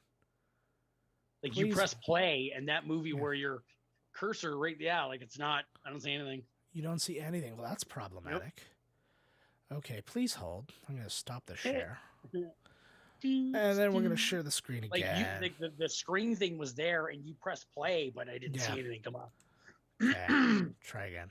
Can you see it now? Wait. Yes. There we go. Awesome sauce. We are in it to win it, ladies and gentlemen. Is that what they say? Yeah, that's what they say. Somebody says it. All I see is the subtitles. Is it and not the movie? Crunching. Relentless weather these past few weeks, so get out there, enjoy the sun. Shit, well, we can't do this if you can't see the goddamn picture. Continues indistinctly. I can only see the... I can work this. No, you can't what if work I this. can't... what if I'm whatever impaired? For some reason, my eyeballs will see the subtitles, but not the movie. It's like this weird pigmentation thing. Can you see it now? I can see the screen. You can see like the movie or just the... No. I can see your cursor over top of all the stuff, but the movie's not there. And I can see, what are you doing, John? John, looking at you. How is that possible? I don't know. Panting. Yeah, I don't see the movie. I just see the subtitles, and I can see the description of the movie up there. Okay, can you see it now? No. What the fuck? This playing in picture. Try that. Oh. I'm just gonna keep doing shit till something works. Yeah, fuck yeah. And then we'll start it over again. How did it not? Because we watched a bunch of movies like this. Yeah. Krav. Dude, I need to get the Krav. I want to see Mortal Kombat, man. Mm-hmm. And the Batman. Yes. It's really good. It's so expensive, but I don't like the only reason. How much is it? I think it's like $16.99 a month. Holy Christ. Once you get all these fucking, like, these streaming services were supposed to be like make everything cheaper, but once you buy all the streaming services, you're going to be paying just as much as you did for, well, I guess you'll get way more stuff. Yeah. At least if you're going to pay $100 for, cable television, you're going to get like all the stuff rather than paying $100 and something to watch the fucking Discovery Channel. Yeah. Joe, if they don't make this ice run across this thing, the entire season could be in jeopardy. I hope that doesn't happen. Oh, God, me too. Like, oh, my God. Did they put something in place? I'm going to try and use a different program. Do it. Damn the man. All right, I'm going to stop sharing here. I'm going to start a Google Meet, but I'm going to do that while you're on here. Google Meet. Yeah. MEAT. It's like people Google pictures of their meat. Well, I'm constantly Googling Googling sirloin cut. I'm like, yeah, oh yeah. It is sort of sexual looking at food, right? Of course it is.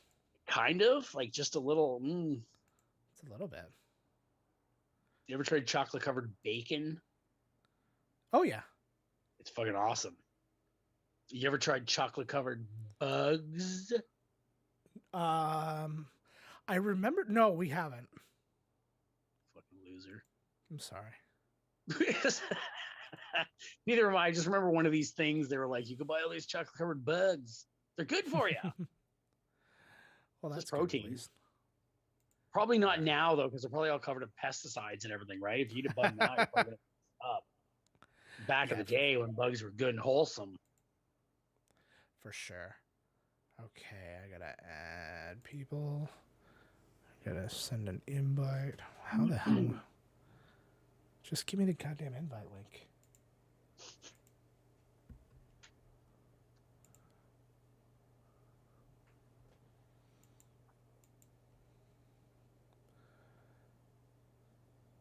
I truly hate this. I don't understand why this doesn't work. It did before. I know. Tap your phone and just see if there's any like weird options coming up. It's all down here now. I've got participants, share, stop video, mute. I got more. You know what? Let me just like some of this. Okay, I'm gonna reshare the screen then. And let me just do. Can you hear me? Yeah, I can hear you. You're back. Let me go. Oh, there's you. You see my face, okay. Yeah. Now, Got a good rock eyebrow going there. do you see John Wick now? I see nothing. Same thing. They've done something. I think The they put a block in so he can't do this. No way. That's not great. What about the other way? What other way? What if you find it not on Krav on the other one? Oh shit, yeah. Well, let's have a look at that. Entertainment. It's like showing all the tricks. Wow, we're going down for this one. Yeah. Made for love. What is this, Prime Video? Yeah. Wait, how do you find all these? Like, I go to Prime Video, man, and I can't find anything. Oh, I can see it now. You can see this screen. So Crave has done see something, that. but not Prime. So I'm gonna see if they have it. Then we'll go from there. Jesus Christ, what is this thing? I can't even find any of this. I find Amazon Prime's streaming website to be very We've got it. shitty. Yeah. Sweet. I suggested that too, everyone. Just let you know. Todd fixed the stream, everybody. You can see it, the screen? Yep. You can see the movie? Yep. All right, we are here. Well, not at the moment. Like when you put it down to the thing, I can see it. Like in the. Okay, pressing play. All right, wait, hold on. I want to make sure how many people are watching this right now. Not enough, so we don't have to really worry about it. We're in the minuses. Great. We're doing fine. We owe. Mm-hmm. All right. Here we go. Pressing play. Now. Huzzah. We did it, guys. Oh, wait a second. What'd you do? Wait. What? I was totally seeing it before. Mm-hmm. I don't see anything now. Oh, son of a bitch. Okay, please hold on.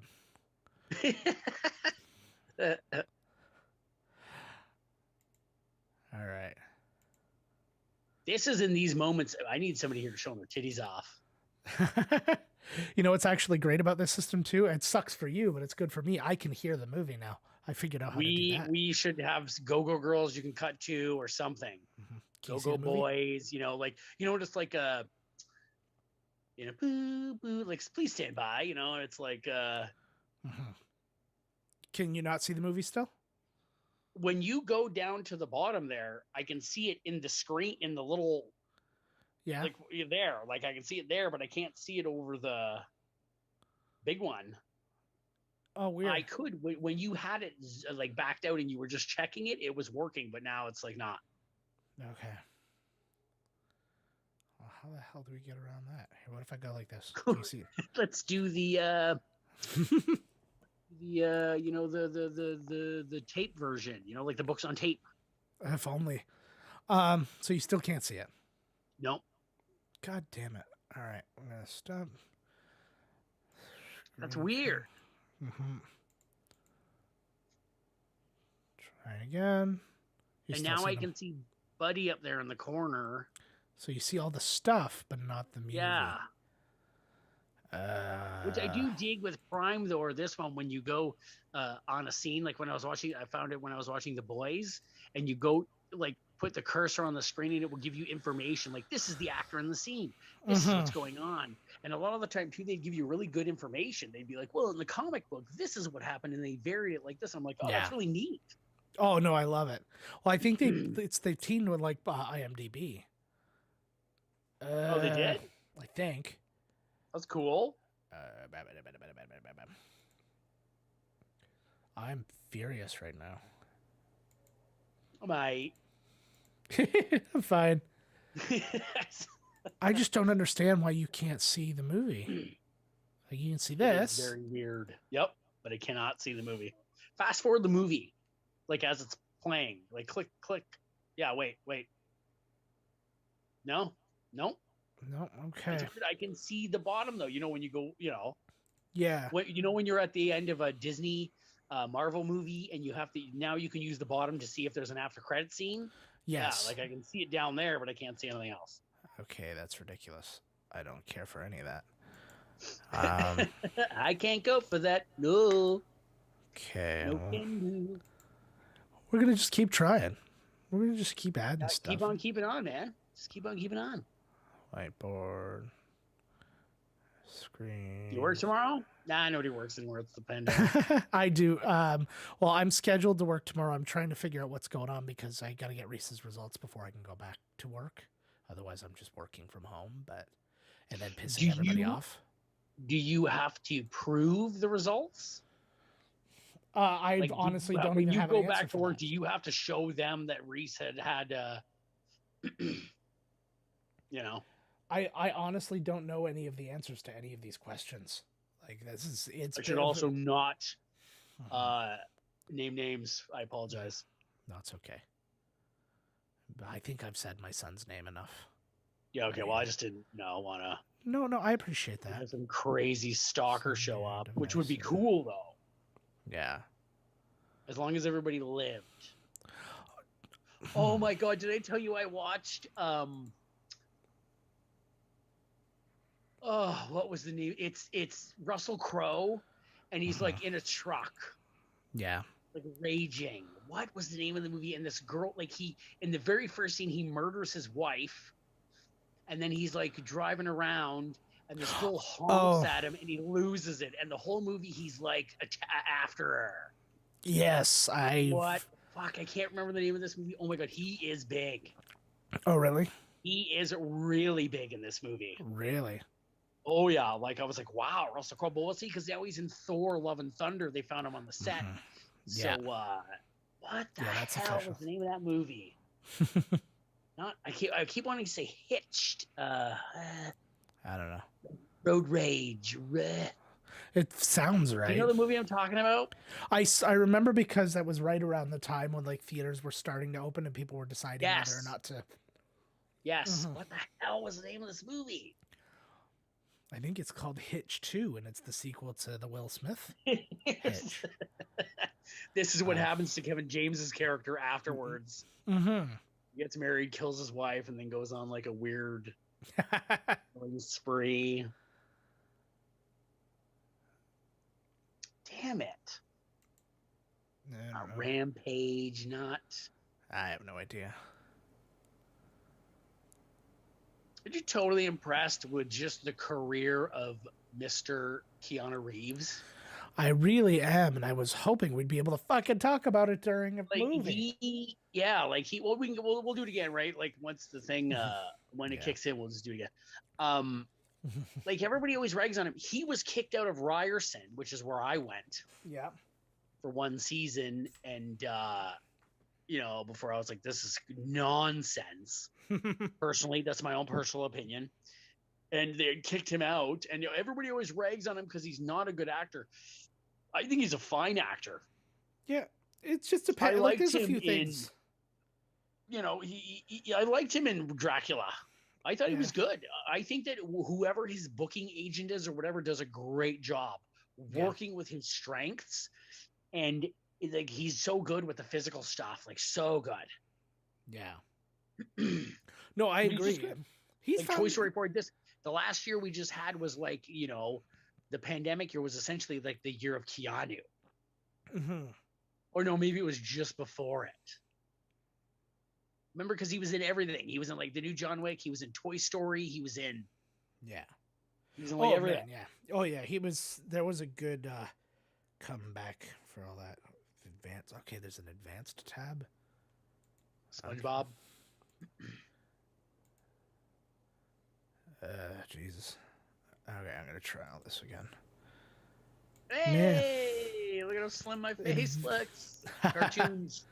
That's what they say. Sure. Cartoons. That's why the Trailer Park Boys look way slimmer. Like they say, like the actual camera adds 10 pounds. Yeah. When you are animated, you are minus like 50. Yeah. I like the graphic actually. Well, thank you. Yeah, that's our. VHS tapes back there. What do we got back there? Oh, there's Star Wars. Chud? Is it Chud? Oh, dude, there's so much stuff on there. As I'm saying, I can definitely see the Star Wars logo there. Well, a little. Oh, there's hint Predator, Rocky little- 4. Yeah, a little hint for that. Every single one of those movies is in order the movies we did. Oh, that's not a hint. That's like Oh, I didn't mean to say hint. I didn't. Sorry. Evil Dead. We watched Evil Dead. Yeah, we did the first Evil Dead. Oh, that's a good one. I'm really glad that he was hired to do the Multiverse of Madness, I'm looking forward to seeing what happens there. because I think he's a great director. Okay, can you see it now?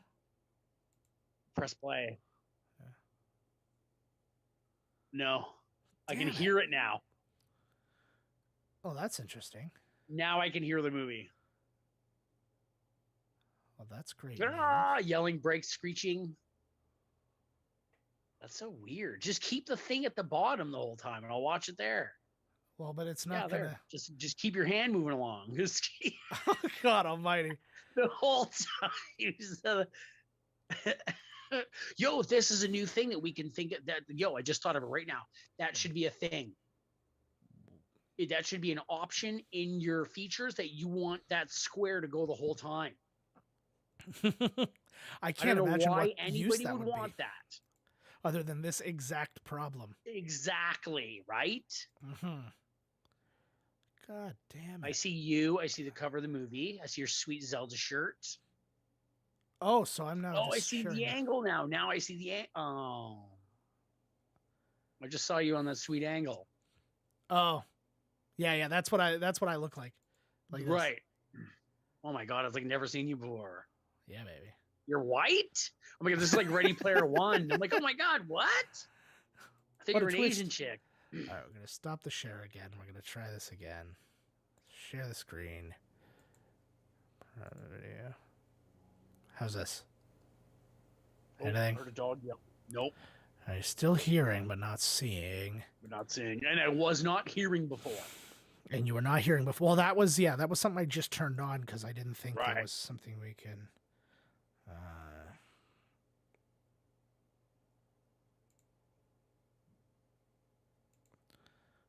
Maybe if I can I I'm do still like trying to this? look at the. There's Speed.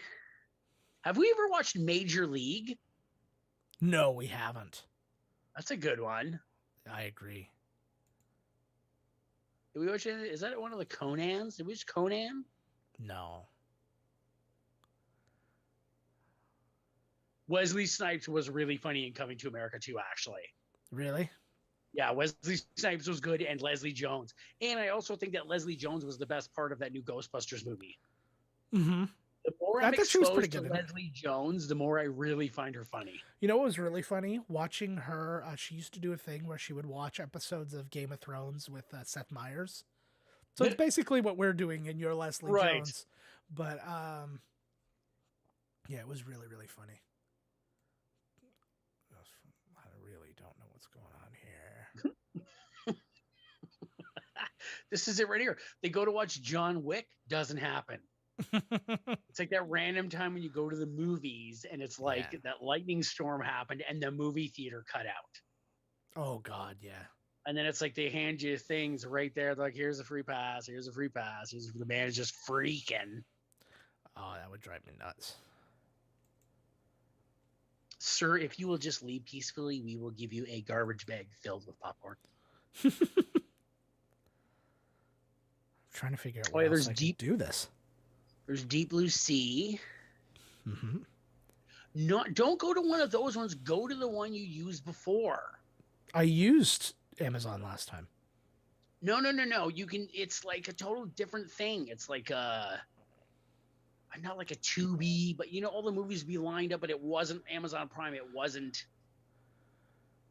You know what I'm saying? Well, I know when we watched Showgirls, which is how we did this, that was Amazon Prime because I had to sign up for something to get it. What was the one when we would be there in person? The thing you would use? I used Disney Plus or whatever. It's whatever one we need. Oh no, it was a total. Oh, Cody. Yes, Cody. Well, I don't have any of that there. I don't even know if I was going to say that's what I'm thinking. Cody. Here, well, let me see if they can get that working. Do I even have, again, I don't even, oh, there we go. Yeah, they'd all be all the movie. Oh, they were all there. That's the dumbest fucking explanation. All right. Dismiss. And we've watched that many movies, eh? Holy fuck. Have. I get, I really do like the idea of the 24-hour one, but man, we got to start. Eventually, we're going to run out of movies, and we're going to have to get into Full Moon. Oh yeah, we'll get. Oh my god! Listen to this. I'm watching. It's like a Tubi. Yeah. But it's like the same kind of thing, and I literally saw this 3 days ago at my buddy's house. It was a trauma movie called Tales from the Crapper. I love it. The movie starts out, it's like VHS, like piece of shit, and it's Lloyd Kaufman with a garbage bag over his head, and he's starting to introduce this like trilogy of stories that fit into Tales of the Crapper. And then when it gets into the movie, it's like they bought the shittiest little shorts from other people. Yeah. But in the beginning, James Gunn walks up, and it's James Gunn, a super young James Gunn, talking to Lloyd Kaufman, and he's literally making fun of Disney. He's like, Lloyd, I'm getting paid $200 million to make a Disney movie. This is years. This is like, in this time period when this happened, this is why Disney fired him. Yes. Because of the movies and the things that he did during this. But I thought it was absolutely hilarious that he's like, hey, Disney just gave me all this money to make a $200 million movie. And Lloyd Kaufman's like, no way in hell. I stick to my independent, blah, blah, blah. You know what I mean? And it was like, whatever. and then James Gunn gets pissed off at him and tells him that he's like a shitty director and then walks off, right? Nice. But it was hilarious because he's like super young. And they're standing right where I was. Like they're literally, I know exactly where they were standing. Because when I went to LA, I only stayed for 1 week, but I stayed just in the neighborhood the whole time. Yeah. Like everybody went to visit things. I was just like, I'd sleep way in. What a surprise. And then, they'd all be gone. So then I just have to hang out in the neighborhood. But it was like really cool. And it was right there. I was like, no way. But he was so young. And it was such a funny thing for him to be making fun of Disney. Yeah. Well, not making, but Lloyd Kaufman always made fun of Disney. Like as if Lloyd Kaufman, you're telling me that if they actually came to you and make the movie that you'd say no. Right. Come on, Lloyd, like get out of here. What's funny too is that when you watch Guardians of the Galaxy, a major big budget movie, he's in it. Yes. He's in the oh, I know. He's the jail scene. You know what I mean? It's like, come on, Lloyd, get out of here. If they were like, we're going to give you $50 million to make some movie, he'd fucking be all over it. I know. Just trying to see if this one's got subtitles because I can see it. But of course, nobody fucking talks during this movie. Oh, it's just like in brackets, intense silence. Pretty much. And it goes like times 1, times 2, times 3, times 4, times 5. All right, well, I'm going to try and share this to you at the very least. See if it lets me. Sharing is caring, just like a good old STD. Here we go. Do you see I see it. I see it. All right. Well, we're getting somewhere. It's just like John Leguizamo. Johnny Legs. And it's much better than Showgirls, I think. I would imagine it better. would. I would imagine it would be. All right. Can you hear Yeah. it? Yep. Okay, I can't hear it, but that's all right. I'll let it go. That doesn't matter. Yeah. It matters less to me. No, it did. You should find the sound, though. I'm seeing if I can, but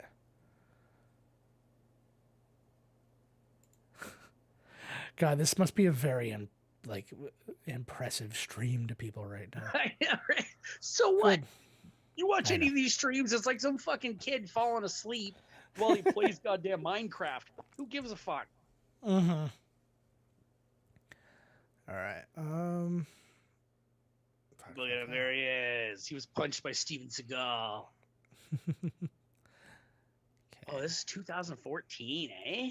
The Yeah. time flies. Length. I just lost it. Yeah, I took it off. Oh, I'm trying to give myself audio too.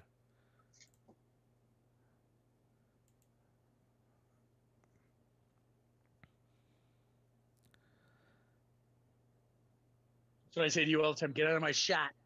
Get out of my fucking shot.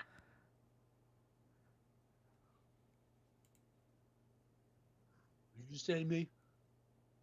I like John Leguizamo. Oh yeah, no, John Leguizamo was great. I like him too. He's a good character actor. Like, you know, every time I see him, I'm like, oh, fucking A. Mm-hmm. Are you still with me? What's that? Oh, sorry. I was just making sure. I thought I lost you. No, I got a little gray square, but oh, there we go. Okay.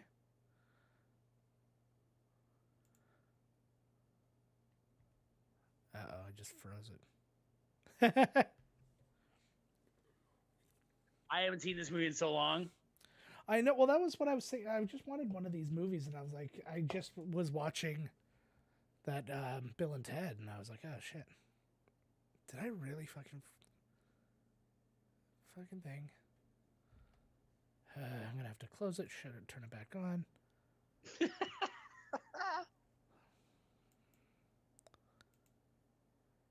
All right, we're gonna try this again. Oh my god, you see me now? Oh my god, I was like picking my nose, and then now I can see myself again all of a sudden. Oh, thankfully I missed that. All right, we're gonna try See this me? again. I can see you. Yeah. Oh God, what on earth are you doing? This is like the I'm trying to do like the what's his name from American Dad, like chin first. Oh I God. can't see myself do it though.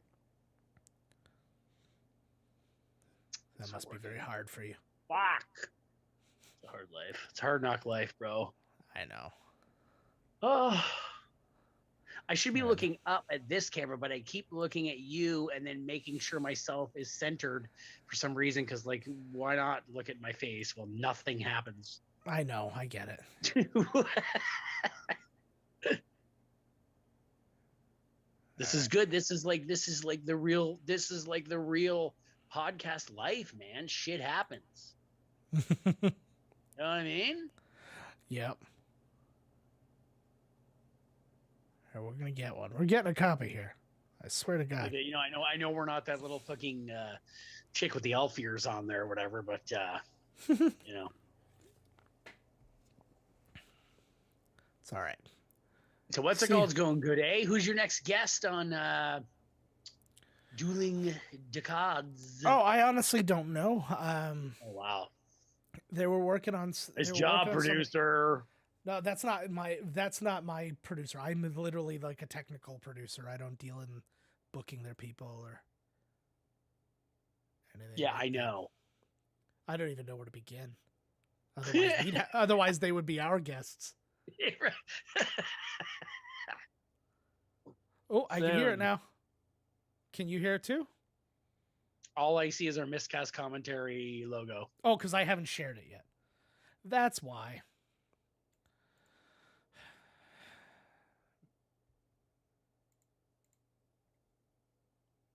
Maybe if I.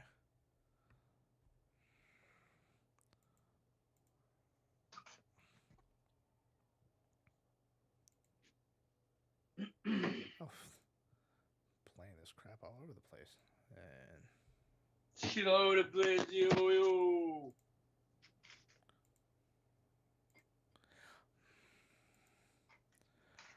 all right. Try that. Wait. Oh, yep. Ha. I don't see me. It's fine. I don't care. Well, I can't see me either, but Well done. Still streaming. I see like a half and half thing or something Yeah. going on here. Oh, here we go.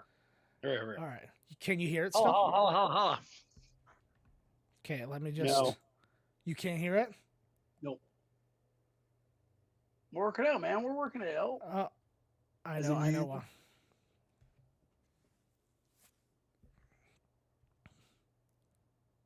Okay. This is like one of those movies where they're like, shit, man, you know, we got to solve this thing quick or else it's going to, you know, we're not doing the, you know, it's like the countdown's at 20 and then they show like 5 where you see the whole countdown, man. Yeah. This is real life, man. Sure. Ooh. Cody, I think I'll fix it if I do this. I think you will as well. I believe in you. Can you hear it now? No, I don't see anything either. Well, you know, I wouldn't expect you to see something. If I did anything on my end, like, would it do anything? Or is it just all on yours? I think it's just all on mine because I said. Like, is there anything I could do in the future that would make this easier? Or not that I give a shit. I got nothing to do. Not theoretically. Like, I don't know, like, again, because all this just worked before. I don't know why. Like it's not something that I figured I'd have to I figure do out. think that, I do think that the man did something there, though, for the other ones, right? Because now suddenly it's like. Yeah. But I mean, what the hell? So like, yeah, if like, you know, it's like kind of like sharing a video game or something, right? They're like, we don't want them. Like, I could be watching this over with you. Like, hey, put the movie on. We'll watch it over the phone or whatever. I don't fucking know, right? All right, I'm going to. Or when they crack down on people trying to, like, you know, I got 18 people on my Netflix account. Or whatever the hell.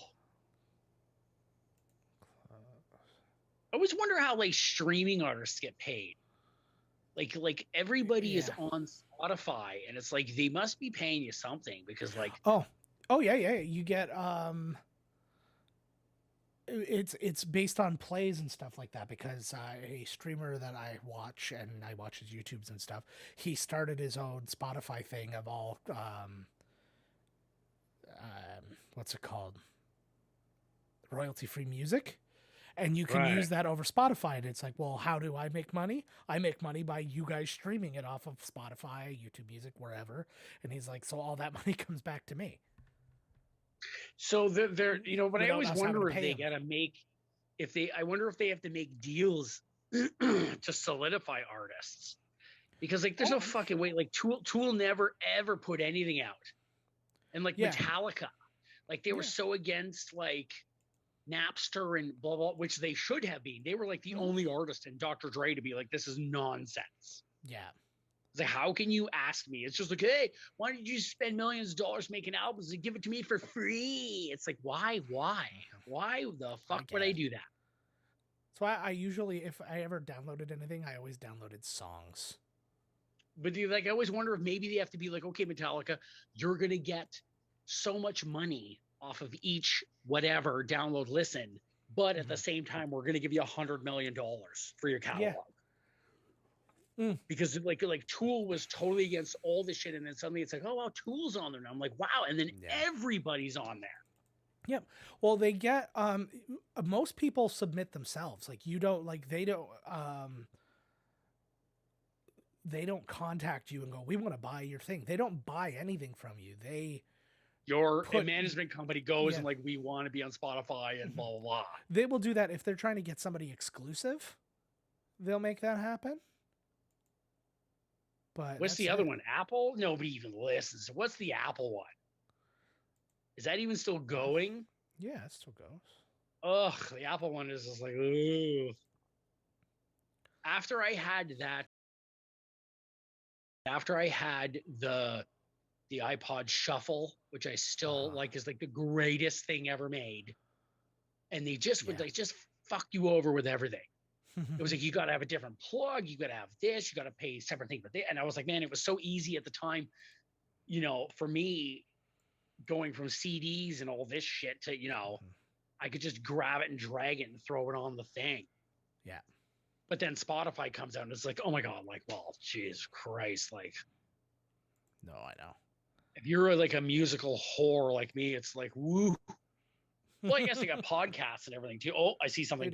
Okay, we see something. I've got things. I don't know if you'll hear it, but I know you'll get closed captioning. So we're just going to do this now. Let's do it. Fuck it. We're going to press play. No. It is done. Here we go. I hear it. You hear it? I can't hear it, but that's okay. Yep. I can see. I'll see the. I'll see the closed captioning, and I'll be fine.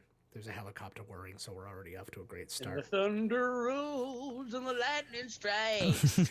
Woo, yeah. Okay, so we're underway, and I actually have trivia. Well, fucking A. Maybe if I can find it now after. You know what? I can't really hear it either, but it's good enough. Let's fucking do this. You can see the captions. I can see the captions. I certainly can. Oh, all right. So right off the bat, the movie's directed by a team of Chad Stahelski and David Leitch. It's interesting. Chad Stahelski is the only one who's credited as the director, and David Leitch is credited as producer. I was looking into why that's the case, because like they basically said that like individual directors aren't allowed. Like you can't have two directors credited for a movie. The only way you get away with that is crediting yourself as like. There are certain specific situations that they have to actually go and appeal, or there are people who have like bound themselves as like a specific group, that's why it's the Wachowskis. Or I was literally just going to say that. Mm-hmm. So that's from the very beginning they branded themselves as the Wachowskis. Yes. So and that's how that happened apparently. But yeah, apparently they don't grant the just two random directors like working Why together. is that? I don't know. It's going to be a Directors Guild thing. What about when you see like Phil Lord and their names are always both attached? Again, it might be the way that they've entered themselves in the guild, right? I don't have these answers. So weird. Because like that's such a strange because you can have multiple writers, you can have. Yeah, I don't know what it is. So again, odd. That's a union rule that that's exactly what I was just gonna say. It's like some weird so like okay, so when we start making our movies, yeah, we better get. You'll be we're both gonna do everything, but I guess we have to pick whatever. Yeah. You know what I mean? Yeah. Like we just split everything, and then you can be the director, or I'll be the key grip. Unless we're moving to the States, we don't have to worry about the rules of the Directors Guild of America. Oh yeah. What about the Directors Guild of International Waters? No, there's no rules. You can have as many directors as you want. You fucking right. All of our movies take place on cruise ships. Exactly. Or barges. We fly under the flag of Uzbekistan.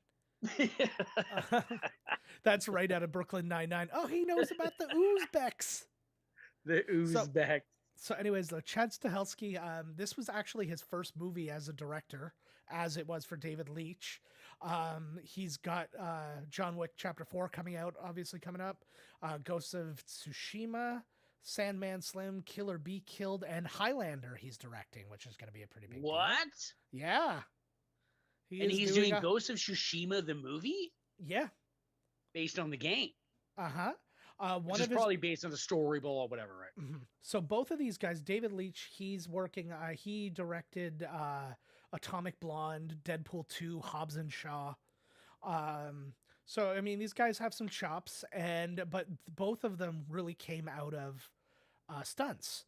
So just Yes. looking at some of the things they were working on. So one of the earliest things Chad Stahelski did, he was Brandon Lee's double after he died in The Crow. No way. He was like, and I'm not saying for every shot, but that was So wait. So this is, primarily I know what you mean, but then like afterwards, so he's one of the director dudes. Mm-hmm. Well, he's Right. one of these directors did that was one of like his early things. He'd done work Right. before that, but this was one of his like notable things. He also did work in Escape from LA and Alien Resurrection, Wild Wild West, Tomorrow Never Dies, Spider-Man 2, Expendables, all the Hunger Games movies, also Deadpool 2. He was a second unit director on Sherlock Holmes in a game Sherlock Holmes: A Game of Shadows, the Hunger Games movies, Escape Plan, Captain America: Civil War, and Birds of Prey. And biggest or most notable for this, he was Keanu Reeves' stunt double on The Matrix. That's right. Mhm. And he was also, if you remember, I don't know if it's this guy or the other guy, but you need to look it up. Nobody can see you. They can see Well, I don't think. you. Oh, they can see you. They can But see me. They can't see you. I said before, he's the monster in Nemesis 3. Oh, I didn't notice that. That's awesome. I said it last. Remember, I was just Oh, going on yes. about Nemesis Yes. and all this bullshit. But he was from what I had read, he was like the stunt coordinator for the dude who made Nemesis, and he was the dude. Yeah, he did a lot. Like there were a lot of things where he was like lead stunt coordinator, and that's why you'll see a lot of stunt coordinators like that be second unit directors, because they'll go off and shoot the stunt shit without the director. They're like, I know how you want it done, and blah blah blah. We'll go get it done, and then you'll have awesome stunts. You'll have explosions. That's nice to know that, eh? Mm-hmm. That's like how Buddy was a second unit director, like somebody somebody you can really trust to be like, whatever, just they're gonna go film it. It's gonna be great. Yeah. Well, to me, that was one of the most notable things of Lord of the Rings, because like Andy Serkis was a second unit director. The one producer whose name I always forget, Barry something, he was a second unit director, but he had like tons of experience making movies and stuff like that. Plus, he had this weird military experience that helped them a billion times over. But that movie was just impossible to make. That's a movie that should have had people like it should have had like Peter Jackson's Lord of the Rings and then like the other guys' names underneath, because like those guys didn't just like direct a couple shots, they directed big chunks of the movie. Well, no, but this goes into what you said about the union rules. So then you only get to see them way down 15 minutes later when they get to second unit director. Yeah. And then there's that name and well, and I think that's why they made such a point of trying to give those guys credit and all those like behind the scenes things and stuff like that. Like they gave those guys all the clout in the world for those. Oh, poor John. Let's talk about Keanu for a minute. Like you were talking earlier, just while we were trying to fix all this shit, about his acting. just his acting career. But let's talk about his horrible fucking life. Okay, this guy, his wife died in a car accident. Oh, that's right. Prior to that, she gave birth to a stillborn son. His sister died. That's right. Yep. Like he lives like one of those like sad guy lives. I was so happy to see him with like a woman, like he's got a girlfriend now, and people were all getting on like, oh, she's like an older woman. She's got like gray hair and shit. And I'm like, fuck it, like, let him be happy. So what? Who cares? He's an old guy too. Like who cares? Yeah, he's over 50. Be happy. Let him go. Can you believe he's over 50? Look at that. I forgot about that stuff actually. Mm-hmm. Totally forgot that his wife died and stuff. And these are the kind of things that you can, which is awful to say, but these are the kind of things you can draw from. And to be honest with you, I've liked his acting. I thought he was good in, I know Francis Ford Coppola said some things about him, whatever, but I thought he was good in Dracula, man. I think he's done good in the movies that he's done. And like I said before, I think that he knows his range. Yeah. And whoever is his like, whatever booker or I don't know what the fuck his agent or whatever, they know exactly what works. Yeah, like we're on John Wick 4 now. Yeah, no, absolutely. Actually, and John Wick 5 is in there too. Yeah, like he's just a franchise machine. Absolutely, and the thing Bill and Ted's got 3 movies. Yeah, Matrix 4 is coming out. Yeah, John Wick 4 is coming out. It's like this guy's fucking awesome. Yeah, I love this dog, by the way. If anything I happens to this dog, I'm know. gonna kill everybody. There better not be, man. I tell ya. Really cute dog.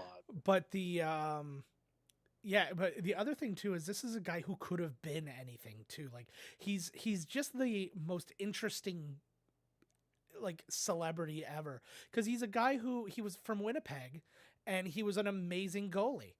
And like everybody was like, you could go to the NHL, no problem. And he's like, I kind of want to be an actor, and he quit hockey to go do some Shakespeare in Winnipeg.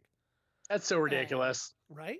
And then Like, he get was like, lost. and then he's a musician, and he's like all these Dog Star could have been the next Beatles if he would have focused on it. I can't get through that. No, but it's just that he is ridiculously awful talented. It's like that really pisses me off. Where it's like, yeah, we want to pay you multi-million dollars to be a hockey player. Yeah, I want to make millions of dollars doing acting, and then he does it. It's like, fuck off. I know, right? But Fuck right off, Keanu. And you're right, he doesn't age. He's one of these dudes that does not age. No. And when you see him, he sort of reminds me of like Jeff Goldblum. Okay. Like when you watch him in interviews, you know, like Jeff Goldblum is so quirky and funny, but he just says these wonderful things. And so does Keanu. Yeah. He's so down to earth, and he's so, you can tell he's very spiritual. And I can't remember what show he was on. It was Letterman or somebody. And they were like, well, what would you say about, I can't even do it justice, but they were saying something about like trying to put him on the spot. Yeah. You know, to say something funny, but he didn't say something funny. He said something so sentimental and so wonderful that it was like, wow. He is just a very, he's a very present human is the only way I could say, but I have nothing but love for him. I think he's very zen. I think because of the things that have happened in his life and these things that you have to just, you know, not even in a sense take it with a grain of salt, but in the sense of like life happens. So now we're looking, sorry, go ahead. No, that's it. No. I was just going to say Alfie Allen just came onto the screen from Game of Thrones. Yes, that's right. That's right. Right when I saw him, I was like, oh shit. We're far enough. I do apologize again to the listeners of Binge Watchers on the Wall who haven't gotten an episode lately, but we can't do those episodes like this because Todd's not seen the movies. We can't have any technical problems or lack of audio or any of these things hold it up. And he's got to be able to see them to react to like the shit that's going to go down. It's funny because I haven't seen season 3. I haven't seen this. Oh, there's Buddy. I haven't seen this. That's he's he's Buddy's right-hand man. Fisk. Oh. Yeah, okay. I didn't even realize. Daredevil. Nice. Good catch. He's Wilson Fisk's Kingpin. He's Kingpin's right-hand man. Every time I always want to say Carlton Fisk, and I know it's not Carlton Fisk. That's a baseball player. But every time I think about that instantly. I think it's cool that this guy, like you would really, it makes sense that a director of stunts and a guy who was the second director for movies would jump into something like this. Oh, absolutely. Like a pure, just adrenaline action.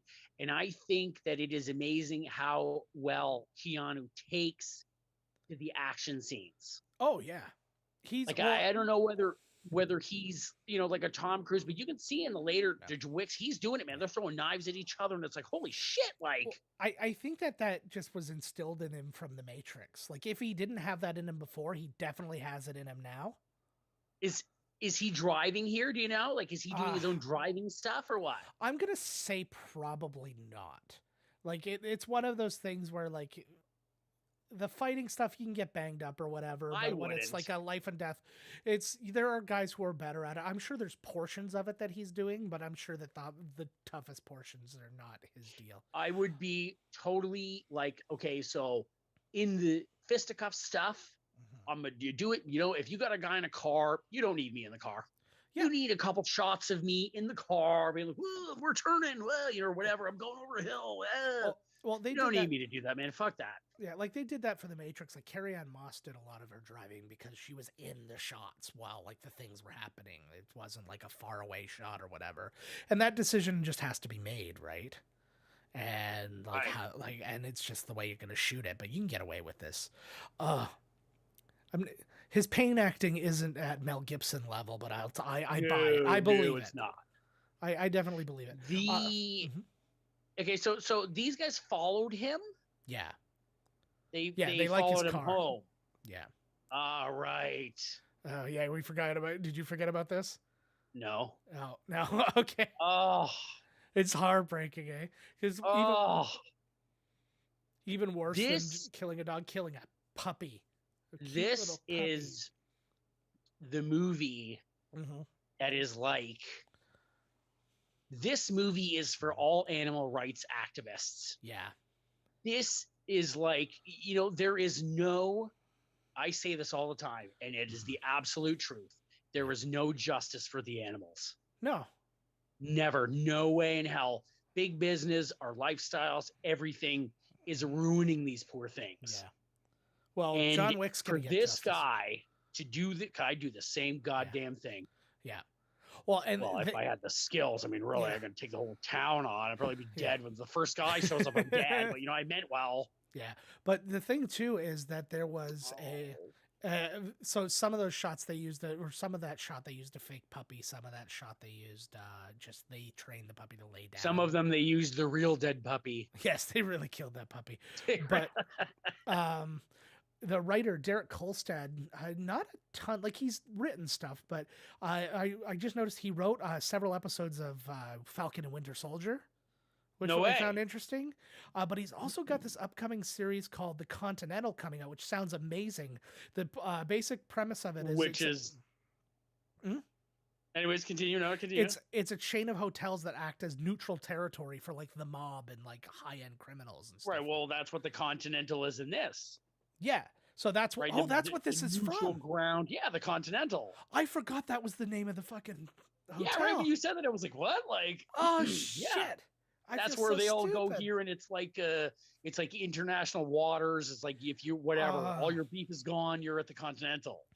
Oh, I totally forgot that was the name of the place. Man, see, again, it's been a long time since I've only seen this movie twice, and I haven't seen it probably since it just came out on TV. Would have been the first time I saw it, or the last time I saw it. I found it funny that you were mentioning the content, and then you were like, "Oh, it's a separate thing," and I was like, "No, this is from this." Oh shit. Okay, well, I can't win them all. And he's also that's right, baby. That's why I'm here. So whatever. Thank you. And then he's also writing the new reboot of the video game movie Hitman. No shit. Yeah. And Keanu's got an interesting one too. So he's well into this action shit now. He's got a series coming out called Rain, where he plays an assassin, but his specialization is making it look like the people he killed died of natural causes. Oh. So it's like a reverse Quincy. A reverse Quincy. You get it. Yo, this movie, whatever we're doing right now, it looks really good. Yep. Oh no, this is the frame rate. The frame rate's really good too, actually. This is the computer doing this, not me. That's just a thing. Oh. Okay, so he's now. This is a separate thing, right? He's not worried about anything right now. He just had some dudes break in, and then he beat shit out of them. Well, he knows that he wants to do some shit, but he just hasn't decided how much shit he wants to do yet. What do you mean? In what sense? What do you mean? Oh, like he's come to this guy knowing that he'd probably be the guy that those guys went to and all that shit. Right. Oh, he's trying to climb. Okay, I gotta go pee so bad. I'll be right back. Okay. Quick. All right, that's all good. I'm going to talk a little bit about the original script. It was actually written with an older man in mind, somebody in his 60s, and it's crazy to me. It would have been interesting. I just don't know who they would have gotten. And so they decided to age it down a bit. And I mean, again, Keanu's in his 50s. So, I mean, they didn't go crazy down, but what they wanted to do instead of getting an old guy, they wanted somebody who's had some experience on him and stuff like that. So they took the age and made it by film age, because it's like, well, this is somebody you've seen for a long time. So it feels like an old soul to you because he's just been around for, God, at this point, 30 years he'd been rocking and rolling on screen, more than that even. trying to think of when like Dangerous Liaisons came out. Would have been the early 80s, right? That guy looks like the turtle of the group. On the far right. He's totally the turtle of the group. I would like to thank Todd. He's on his phone, and I'd like to thank him for not taking me to go pee with him, because that could have...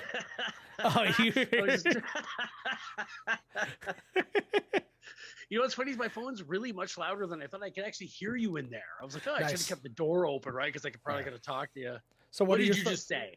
Give me the Cole's notes. The Cole's notes was just that the script was actually meant to be for a man in his 60s who went through all this. Oh, And maybe what's his name? Cold Pursuit. Liam Neeson. And yeah, I feel like a Neeson was in mind, but like Totally.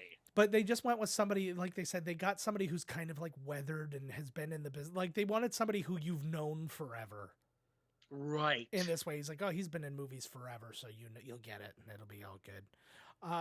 What else we got? Alfie Allen worked on his Russian accent. He went to a ton of Russian baths in New York. Hopefully, that's the only reason he was doing it. But Yeah, sure it was for right, yeah. And every one he went into, Viggo Mortensen was naked fighting somebody. Will you stop? I like how he just says to Buddy, he's like, yeah, John Wick was just here. Yeah. And he's like, okay. And he's like, blah, blah, blah, they killed his dog. And Buddy's just like, oh. Yeah. Like, not even if, like, oh, big deal, right? He's just like, he knows. oh. Well, because he Yeah. doesn't want to show fear, but at the same time, yeah. We've got, God, why do I always forget his name off the top of my head? I forgot he was Dean in this. Winters. Obviously, Is that his name? Yeah, Dean Winters and his brother, from both in Oz. Obviously, he was in Law and Order SVU, P.S. I Love You, Terminator, Sarah Connor Chronicles, Rescue Me. He was in 30 Rock and Brooklyn Nine-Nine for like And he's roles and shit also like that. he's great in those Allstate commercials.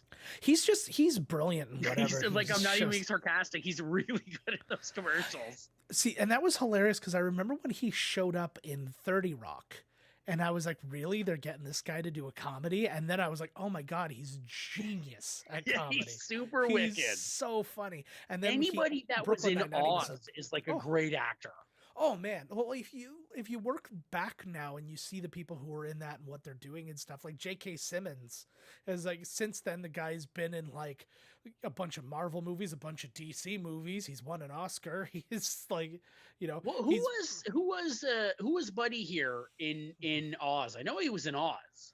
Oh, he was Ryan O'Reilly. Ryan, well, who? Give me some more like. He was like, so he's the Irish dude. He had his brother was the slow guy because he got like, brain gotcha. Yes. damage. Yep. Yeah. Yep. I still very much want to, if we ever finish our Game of Thrones thing, I want to do an Oz rewatch podcast called Exploring the Hole. Oh my God, that would be amazing. I remember watching Oz. I loved it, but I Yeah. could definitely go over it again. And I know Oz- I didn't see all of it. And I just saw a bunch of episodes and was like, this show's really good. And what's funny is I came into it, I think the first episode I ever saw, like they were probably on season 5, but I saw like an episode, it was like season 2, episode 1. And literally the first thing I saw was Beecher bite off that guy's dick. That was the first thing. Like I turned on and it was some guy, like it was like the shadows, and he's just like, oh, and then he starts screaming, and then the guy spits. I'm like, I'm watching this forever now. This is what I do now, and I'm never stopping watching this. I know.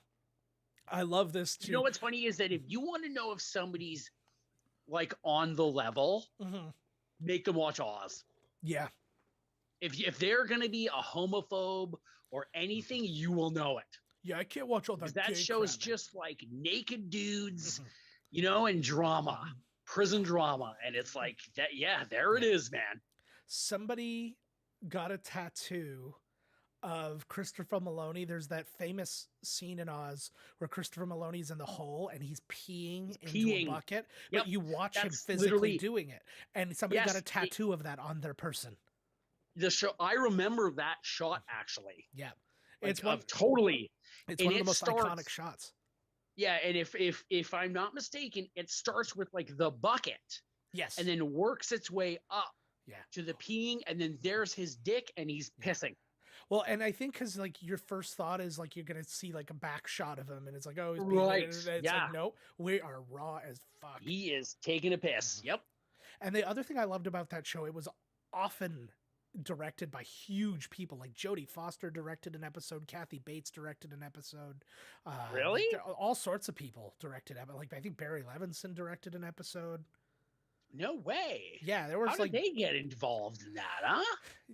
Agents, man. They're like, I really like Yeah, this or show. whatever. I'd love to That's come so and weird. Like, well, that's like how there was a stretch of The Office where it was like J.J. Abrams directed, Jon Favreau directed, like all these huge ass people directed, because they were just like, I really like this. I'd love to get involved.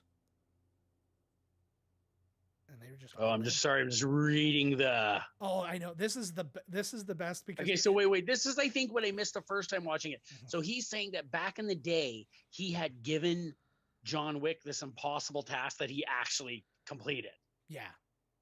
And this is the guy you fucked with. And it's like, it's so funny because it's such a cliche, but it's still cool every single time. Right. And Alfie It's Allen true. Well, is no, acting the it's shit only out of how he cool. fucked up. It's only cool if you pull it off. Mm-hmm. And they pull it off. Of course, it's not. Okay, wait a second. So essentially, he's saying, like, back in the day, we gave this guy a task that we never, ever expected him to win. He did it. He Mm-hmm. actually laid the foundation for us to be where we are today. Yeah. And then, yeah, now you just killed his dog. Yeah.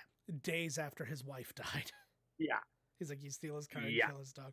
I love, like, Oh, I love that. There's something about, like, again, I'm very willing to buy into whatever in a movie. So all you got to give me is something like, it's like, oh, magic exists. I'm like, okay, cool. I'm on board. Let's go. And the mythos that they give him, I'm like, okay, I'm ready for, like, I know what's coming and I'm ready for every goddamn minute of it now. I can't wait because, you got to get bigger and bigger. And they talked about it making part 3. I guess, okay, we'll make this a thing now, right? Yeah. We'll watch all the John Wicks. Yeah. Oh, yeah. We got 8 years before we watch the next Star Wars. Let's make a thing. We'll watch the John Wicks. Ooh. All right. We can definitely do that. May the Wick be with you. Do you want to do all the Wicks in a row, or do you want to just like do one every now and again? Well, I don't know, whatever, but yeah. All right, we'll figure that out. We shouldn't have a production meeting during the podcast.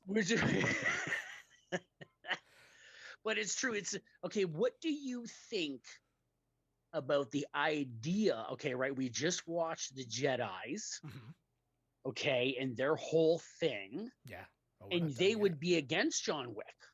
Very much. What John Wick is doing is out of love. It's out of anger. It's out of everything. This is the path. What do you actually think about revenge?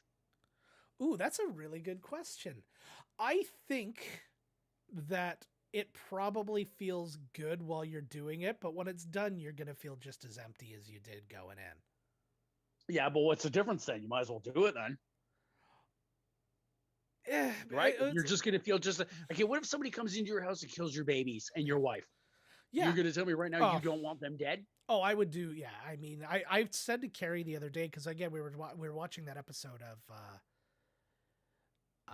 The Walking Dead where it was Negan and stuff, and he gets his kind of like revenge on the guys who like stalled him while his wife was dying and all that. And I'm like, I could see myself in that situation going to some pretty dark places to protect you guys. But it's just that kind of thing. It's the knowledge that I would be just as happy if just some horrible thing befell them that I had nothing to do with. Like, they don't need to die by my hand. Well, that would be much better because then you can't get revenge on like a car crash. You know what I mean? Like, yes. Yeah, but it's like, I can get revenge on a car crash. That's, okay. I call Mako. I don't know what just happened with the font here, but it's all like, yeah, it's just, so wait a second. Mm-hmm. Okay, so revenge is wrong. But would it be wrong to protect your family when people are breaking in? I also So don't. it's okay. So it's okay for you to protect them when they're alive, Yeah, right? Because then that's okay. Yeah. But then to revenge them or avenge them when they were dead is wrong. it's like, yeah. Well, I think like. Well, because you get something back that way, I think is the difference. Is you get revenge on the people who killed your family. You don't get your family back at the end, but you take action against them when they're trying to kill your family. You get your family at the end, but you could have You're lost saving them. something. There's something. I'm still not even fully subscribing to the fact that revenge is wrong. I just know that at the end, I hear you. We're talking, right? Yeah, absolutely. We're verbal philosophizing. Diarrhea. Somebody has to be the devil's advocate. Somebody has to be, you No, got to see all sides. I'm on board for this.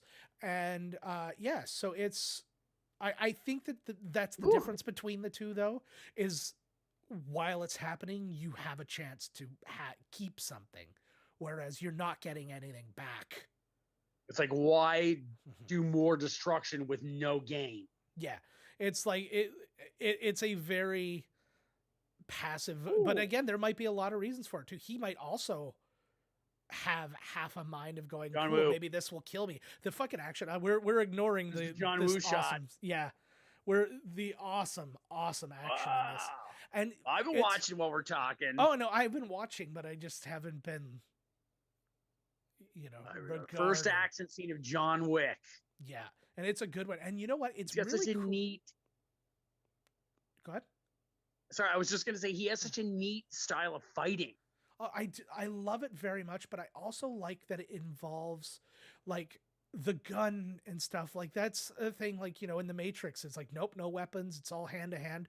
And I like a good hand to hand combat, like the raid and stuff like that. But I like that they've created a way that combines all the things. I'm going to have the gun and I'm going to have the knife and I'm going to have the fist and it's all going to flow. And it's like, there's an art form to the stunt coordination in this, but you always see that when a movie is directed by a stunt dude. That's why like all the driving shit and like all those Hal Needham movies, like Smokey and the Bandit and shit like that is like, cause he was a freaking car stunt dude. So that was his like bread and butter.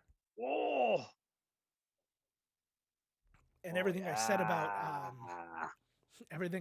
revenge too. It's like, I see something like that and I'm like, I would be a bloody mess destroying somebody. So they have sent somebody knowing that John Wick is going to come for his son. Yeah. So it's always funny. It's always funny how these fucking guys are like so ruthless until it comes to their own kid. You know what I mean? Of course. Like they're killing babies all over the place. And now once it's their own son, it's like, oh, everybody's going to fucking. But it wasn't. See, it's an interesting thing with this too, is because I don't even think it has anything to do with love for his son. I think the bad guy. No, and that's what I'm saying, is it has more to do with his standing. He's like, because he's going to come for his son, but through that, he's coming for me. For him, he's like, right. If it was anybody, like if there was some kind of way that he knew that, like, he's like, if I give him my son, this whole thing goes to an end and I don't get a headache out of this, he probably would have given him his son. Right. That's the way he treats him. Actually, yes. But it's that thing, like, and it's just all the business. He's like, you've given me a headache because of this. Now I have to make this right because you're an asshole. And the coins. Look at that, eh? He loses them all by the third one. I really remember the third one a lot. I still haven't seen the third probably one. Because what? Seriously. Yeah, I have to rewatch everything for 100 times first. Look who it is, man. Speaking of the Crow. Oh, there he is. Fire it up. I forgot he was in this. Avast. Yeah. The devil stood and saw how awful goodness was. There it is. I love these cleanup guys. That's another thing I would love to watch, is just a movie about, like, or a TV show about the cleanup dudes. That's a really good idea, actually. I watched, because you never get a movie just about them. Yeah. Right? It's always about whoever, and then these guys show, because remember it was in what's it called too? Like in well, it's in everything. Yeah. Look at this guy. He looks like like Big Pun mixed with buddy from that wrestling group there. What's his name? Oh, The Good Brothers. Oh, God, it's fucking cellophane. Yeah. Well, yeah, he got to do something. But what was I thinking? Oh, there was an episode of The Blacklist. I watched The Blacklist when it first came out, and there was this with Ultron. Yeah. He was Ultron in it too. He was CG the whole time. And what was interesting though is there was this one episode, and the whole cold open of it was a guy doing this cleaning thing, and he like goes into the hotel and he's like has a little like briefcase and he opens it up and it's all this cool, but it had this cool music behind it. It was Suns Up Past the Nursery was the name of the song, and it was this like boom boom boom boom boom boom boom, like that kind of beat, and it was just like him just going about his thing, and I was like, this is the coolest scene I've ever seen in my life. And then James Spader's gonna wear a hat later. Are you kidding me? Apparently he's blind as shit. Oh really? Yeah, apparently he's like almost legally blind pretty much. Speaking of legally blind, I just saw a thing that's going to be out like a while later, but Harvey Weinstein is his lawyer's trying to get people to like feel sorry for him so he can come home. And he's like, he's almost blind and he's lost 4 teeth, and like I was like, good. Oh, I read the same thing. Yeah, they did the same thing with like Cosby and like. Yeah, it's like any rich guy. Their lawyers are there's just a like, reason. It's like there's a reason he's in here. There's not. Yeah. Oh, he's suddenly having a bad time. Okay, we'll get him out of there. Oh, I feel bad for that guy who was shitty to every woman in Hollywood. That's what like Suge Knight tried to do. He was like, "Oh, I'm a prisoner. He's like, I'm blind." Oh, I forgot he was in this. I don't know whether he's in the second one or not. Well, let's hit both these guys really quick. I think he is. So Michael Nyqvist, a lot of like Dutch stuff. I think it was all Dutch or German stuff. Like I was going through his IMDb. But the one standout thing, he was in Mission Impossible Ghost Protocol. Yes. There you go. Willem Dafoe's got a bunch of stuff coming out. He's going to be in the Wes Anderson's The French Dispatch, which looks like every other goddamn Wes Anderson movie that's ever come out. I know, right? It's like, it was like, Owen Wilson and Bill Murray are there. Okay, cool. I've already seen this movie. And then so hilarious because there's like 3 movies of his on thing, and I'm just like, I don't know, like. Yeah. Anyways, continue. Sorry. It actually reminds me a lot of like Woody Allen, not the sexual abuse part, but the thing where it's like you watch one of his movies and it's all the same people, and he's added one person to his stable. You know, it's like, oh, now there's this person, and it's like the same thing. He's like, oh, now like there's like Elizabeth Moss is here, so good on you. Oh, we got another quirky film. Although the Royal Tenenbaums, like his early stuff was awesome, but it all turns out to be the same. Well, that was the problem. It was kind of like the whole Snyder thing. It was like great until you saw it over and over again. He's also going to be in Guillermo del Toro's Nightmare Alley, who like every fucking person is in. Like I was looking at the list, and it was like Bradley Cooper. And I am actually, you know what? I just like Guillermo's style, and I'm missing it, and I'm totally ready. If you get the opportunity, anybody who hasn't seen it yet, go and find. There's a thing from Conan where Andy Richter goes to his house. And to Guillermo del Toro's house, and it's exactly what you picture Guillermo del Toro's house to look like. It's like if you were to say, like, what would Tim Burton's house look like if you went into it? It's the same goddamn thing, exactly. Right, and it's exactly it's exactly what you think his mind is, Yeah. It's got all the sculptures from like Beetlejuice, and there's like a forest. Where am I? Which, by the way, I was watching Disney Plus. Go and find there's a show called Prop Culture on there. Genius show. It's a documentary series kind of thing where each episode they deal with a movie, and so many people to deal with in this. So that's Adrienne Palicki from. She was in Friday Night Lights, Red Dawn, G.I. Joe Retaliation. She was in Agents of S.H.I.E.L.D., The Orville, but she was actually in the pilot for an Aquaman TV show with Lou Diamond Phillips and Justin Hartley as Aquaman. I just thought that was crazy. Who is Lou Diamond Phillips? I don't remember. I just saw his. He was like up there because he was. When you said that, I was like, oh my god, he was Aquaman. I was like, right on. That would have been amazing. This is Lance Reddick, who also was in Oz. You'd remember, but he's also in The Wire. Yes, I do. Yep. He's from he's in everything that was on friggin' HBO during this period of time. But he was brilliant in both those shows. He was only in Oz for a short period of time, but I like him an awful lot. All right. I feel like if there was like a Black Alfred, he could be him. Ooh, that's interesting. Blalfred.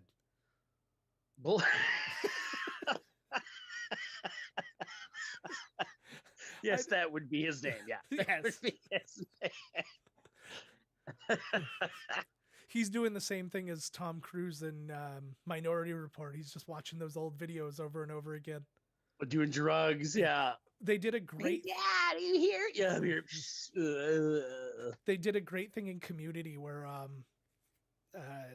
Abed was recording Alison Brie's character there, and she was doing all that stuff. Like, what are you doing? And then she falls in the bed and she's like, I love you.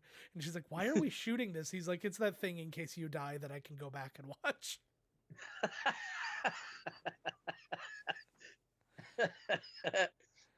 It's true.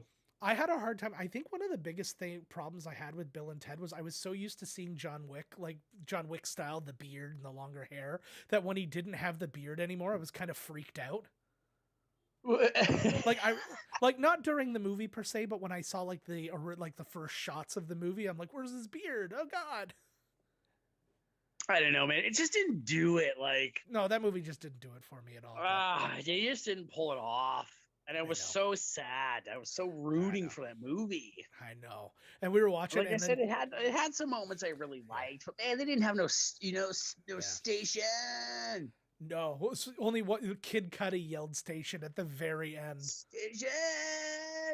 I did like. You need to have those characters, but the movies, like especially the second one, was so great because it had all these like crazy characters and like they were in heaven and hell, and it was like, where are they gonna go now? You know what I mean? Yeah. They did something because you just didn't know what it was gonna be. Oh man. Now we've got to go to this man, another man I just love so dearly, Ian McShane. He actually replaced Jason Isaacs, who was supposed to be the character in this. Wait a second. Jason Isaacs is the British guy. He is. You've gotten so far so good. Was he in the Harry Potter? Yeah, he was Malfoy's dad in Harry Potter. Yes, there you go. Yes, okay, I gotcha. Yep. But he's also that snobby character or whatever. But like he was in like what was it? The Patriot. He was like the main British soldier and blah blah blah. But yeah, so he replaced him. I don't know why he had to leave the thing, but that's what happened. And whatever. Ian McShane, and I love Ian McShane.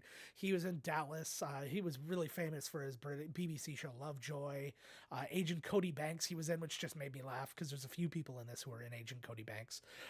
Deadwood, another huge thing for him. Oh my God! If you what's her name from the court show, Jesus Christ, she is gorgeous in that movie. Oh yeah. What is her name? Was she from Law and Order? I don't remember the actress. To be honest. Anyways, continue your story. My Lord. Also in Hot Rod, Pillars of the Earth, Pirates of the Caribbean, On Stranger Tides, and while that movie wasn't good, he was really good in it. Ray Donovan, American Gods, like he got into all that kind of stuff. So, but he's really, really, really like everything he chooses to do. Like he was brilliant in Hot Rod. What? I said his best role ever is Deadwood. Oh, but yeah, Deadwood's outstanding. But like he was. Oh man, like he's very much the same character, but I love him and I totally accept it. Yeah. Oh yeah, it's just I buy him every time it comes. So wait, is he inside the what's it called right now? The Continental, yes. Yes. Yeah, can I tell you a little bit about the Continental? Because I don't think you know as much as me about it, apparently. I would love it if you did. I can't believe I just totally spaced on the name of the hotel. I totally forgot about it. I'm really looking forward to that show now, though. It's all right. I know, me too. What was the show on? I didn't say what it was on. It just said he's working on it. Oh, like it's going to come out with like a Peacemaker. Did you see the Suicide Squad preview? Oh yeah, that was brilliant. Oh yeah, looking forward to that. Now everybody's mad at Sylvester Stallone because people loved Ron Funches as King Shark, but now like Sylvester Stallone just like joined Mar-a-Lago. Oh yeah. And everybody's like, fuck him. So what? That's how it works, buddy. Yeah. People forget. No, and the cartoon voice doesn't get the thing. Yeah. No, I know. Well, if like the guy who played the Flash on the popular TV show didn't get to play the Flash, the guy who voiced him in a Harley Quinn cartoon doesn't get to be. Right, exactly. I heard the same thing. Actually, it's funny because didn't he say something like he came out with something like because a lot of people were upset because like whatever. You know what? If you want to have the fucking real Joker, you get Mark Hamill. Yeah. You know what I'm saying? But it's not gonna fucking happen. So like, get the fuck over it. I know. They should give him a shot, though, man. It would be interesting. Could you imagine seeing him in the makeup and everything and then doing the Joker voice? Like, oh my God. You know what I would really love to see? I would love to see a Batman Beyond movie. So you have your old Batman, and then you have, like, this is what I would do now with all this multiverse shit opening up. Ooh, a bum. With all this multiverse shit opening up, I would get a movie where Michael Keaton is old Batman and he's passing on and training, like, you know, the new Batman for Batman Beyond. And at one point they have to go see the Joker. The Joker's going to be older. You get Mark Hamill and you have him all disheveled and stuff like that. No beard, obviously, but and then he's doing his thing there. I think that would be outstanding to just get a scene with him like that. When they talk about like the movies, the Joker, my favorite, movie is Jack Nicholson. He always will be. Oh man, whatever. Everybody can have their favorites, whatever. Yeah. But in my personal opinion, the Joker is from the animated series, and it is voiced by Mark Hamill. Oh, and we got some Kevin Nash in front of us right now. Oh, no way! Yeah. This is where the Magic Mike people's trip. That's why he's here. Joe Manganiello is waiting inside. He's in.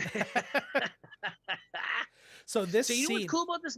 Okay, sorry, continue. No, go ahead. You say your thing first. I've got time. No. I was just gonna say that it's neat that we haven't really seen a lot of action yet, but the movie's still really cool because we're getting all this underground, like. Ooh, like the underground of this and that, and it's cool. Yeah, I think that was the thing that really helped with the Matrix too, though. Is like in between the thing, you were seeing things in a way you'd never seen them before. All these weird, like this weird stuff going on, and then everything was gritty and then weird. Like it was just all over the place. So whenever you weren't getting action, you're witnessing a new world, so you don't need a ton of action. Yeah.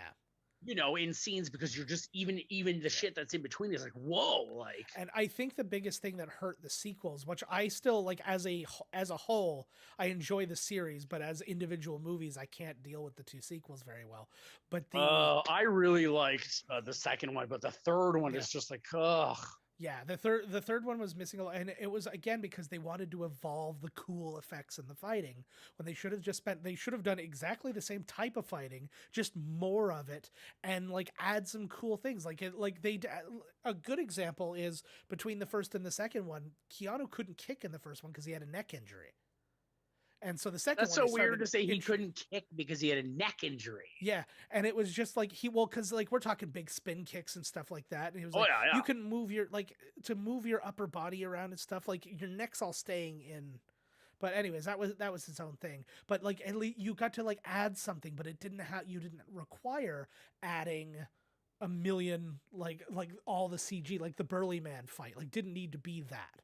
But now, something we got to say about this before I get more further into that. Keanu had a fever of 104 degrees while shooting this scene. And really? He learned the choreography on the day. Wow. This was not something that was I don't know if they redid the choreography. Like you can see how sweaty he is. That's because he's dying. He's in hell, yeah. He has a fever that would put anybody else in a hospital, and he's having fight scenes in a nightclub. But get her done, bud. That's when they're paying you that much money. Yeah. I don't even know what Keanu gets paid. What do you think Keanu got paid for John Wick 1? John Wick 1? At least $1 million. He's Keanu Reeves. God. He's headlining this movie at least $1 million. I say he makes $5 million for this movie. Okay, so But he gets $5 million. You're telling me, you know what I mean? You're going to pay me $5 million. I'm showing up. oh, I apologize. If I'm We are not doing going to this. fucking die and I can get there, I'm showing up. Yeah. Oh, absolutely. Well, and that's the thing. It's all about work ethic, right? But just wanted to mention, just to the people who are watching the live stream still, I can't see the chat right now because of the way we have to watch the movie. So I apologize that I'm not like, responding to anybody or anything like that. It's not a spite thing. I love you all, but I just can't see your chat. And I have the other stuff up. I'll figure all that out for the next time. I promise. I'm going to look up how much Keanu made. You say, $5 million doesn't seem like a bad. Do you have the how much it cost to make the movie? He made $2 million, and $2 million. And the movie cost $20 million to make. That's good. That's crazy low. Okay, I thought, if you're gonna be, I would honestly rather have a steady career of $2 million than be like The Rock, who's gonna make like 15. You know what I mean? And you know what happens too? There's a lot less pressure on the movie, on you. Like That's right. You make this movie for $20 million. It doesn't do well. You're not in actor's jail. You get paid $2 million for the next movie. You make, you making $25 million a movie. And then all of a sudden you do like a really shitty job and the movie tanks. You're not making that money next time. And then that's like, when it comes to the people you pay and all that stuff, that becomes a huge problem. And then the pressure's on for you to nail the next thing because it can only go, hey? Yeah. You know what? Oh, that's what I was going to say. It's gun fu. Gun fu is exactly the name for it. And that's what they called it. Yep. I was going to say it before. I totally forgot the first action scene, but it's gun fu. Yeah. But it's so well done because it is incorporated into a proper hand-to-hand fight scene where it's like short, he'll have the guy and he's got him short and he does that. Another group that did that good was the first Kingsman movie. Oh yeah. Which is also... I like those movies, actually. I like the first one way better than I like the second one. But the second one was crazy. But I still liked it, though. Elton John was really funny, man. I'd like to watch The King's Man, which is like the first one, and I'm looking forward to that. What else do we got here? So, yes. See, the thing, too, is that, you know what? I was saying it before. It seems like Warner Brothers are the only company making rated R movies. Look at how much Deadpool makes. Look at how much of this movie. We want. Yeah. Okay. I don't give a fuck what anybody says. Yeah. We want action. We want rated R action. We want fucking Arnold ripping heads off. You know what I mean? Like, this is, a nice choreographed action scene. Fucking A. Oh, here we go. Well, that's an interesting thing, though, because this movie, I mean... this is in the... I'm going to say that this movie was a disappointment in box office, but only in that sense that they said of like Solo, where it made a ton of money, but it didn't seem to matter kind of thing. So this movie made $86 million worldwide, which in this new box office world is not a ton of money, but it's still a huge profit based on the movie. Yeah, well, no, but it's still allowed a sequel, a third. Yeah, because they're cheap to make, right? So it's like it's easy to justify that. But like Solo, which made like $700 million or whatever friggin' amount that was, but it cost $100 trillion. But it probably made, like, from a percentage point, it probably made the same as this, like about almost 5 times the amount. Or more than 4 times the amount. That is a giant success. And for a movie like that, that's way huger because like this movie might have cost $15 million to market, whereas Solo probably also cost $15 million to market. So it's like that kind of, oh my God, why did he like double one tapped would have him done so it. close. Oh, like there's so much shooting. See, and the thing too is that with these movies, this one is definitely gun fu. Like he's always shooting everybody, but as the movies go on, like in the third one, oh my God, there's like this killer knife scene, and it's got the dudes. From fuck man, I would love to watch The Raid Redemption. Oh, we got to go through those for sure. Oh my God. But the dudes that are in the Raid Redemption are in John Wick 3. They're like the bad guys. Everybody wanted to get those guys. Like that was a big thing with, what's his face there? Vin Diesel. I think when they did that last Triple X movie, like they got Tony Jaa and stuff like that to be in the movie. And it's like, cause they want to get those guys cause they know what they can do and they know how they impress on screen when it comes to these fights. Yeah, but it was the dude, it was a Triple X movie. In the third John, we'll talk about the third John when we're there. Kick his ass. Yeah, just get him. Smash a bottle. Stabby. Great. See, because you know what? These guys also got a stunt guy who was like, well, we can do the biggest bang for a. Oh, Jesus. I do like, and see, I like that because it was all in one shot, and it just makes it look so much better. Like it's not one of those things where the guy's clearly like he was like 6 inches off the ground and dropped like from a cut shot or something like that. The only thing too is like, you know, when the dude, because he's chasing the son, this guy, yes, and his father's only upset with him killing a puppy. Yeah. Because of whose puppy was killed. Oh, of course. It's like, what a piece of shit. If I fucking heard, even if I was a crime boss, man, and I heard my fucking kid killed some puppy, I would just beat the shit out of him. I was like, what is wrong with you?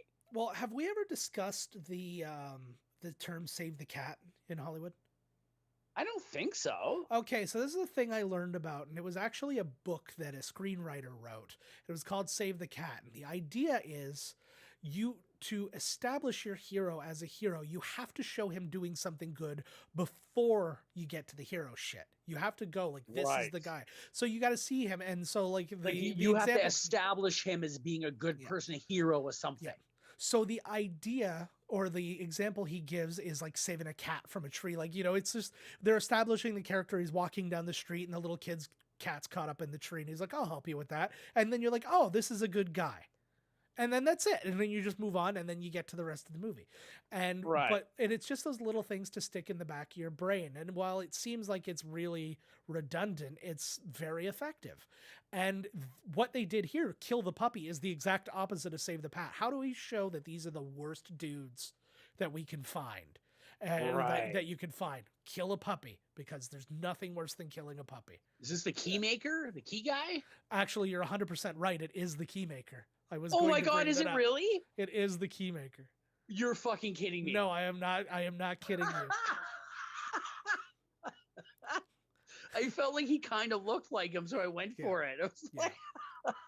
Either that, like, I know he's in this movie, and now am I all of a sudden wrong, and we just like pegged the wrong Asian? I hope that's not the case, but no, I know for a fact he is in this movie, and I believe he did look like him. That did totally look like him. Yeah. So we were talking earlier about the budget. So yeah, like it cost $20 million. It made 86. It opened number 2. This movie was never number 1. It opened number 2 behind Ouija, the horror movie. Oh yeah, I know Ouija. I know. Yeah, week 2 it dropped to number 6. Nightcrawler was the only new movie out at that time. I'm still convinced it's about the X-Men, even though I know that it's not. Like I thought for sure that's what it was going to be. I still have to see Nightcrawler actually, because I think it's by Denis Villeneuve.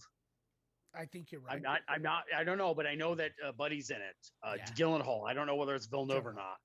I think you're right. Oh, there's Adrienne Palicki again. There she is. I absolutely loved her in Agents of S.H.I.E.L.D. And actually, I wanted to bring up Agents of S.H.I.E.L.D. because we're talking about the violence in this movie and we're talking about rated R movies and stuff. So I'm thinking about like the Snyder Cut, which was rated R. But yeah, because Batman says fuck. That ain't a rated R movie. And this is the point I'm getting at. I've been watching Agents of S.H.I.E.L.D. with my wife's watching it for the first time, and I've been present and watching it.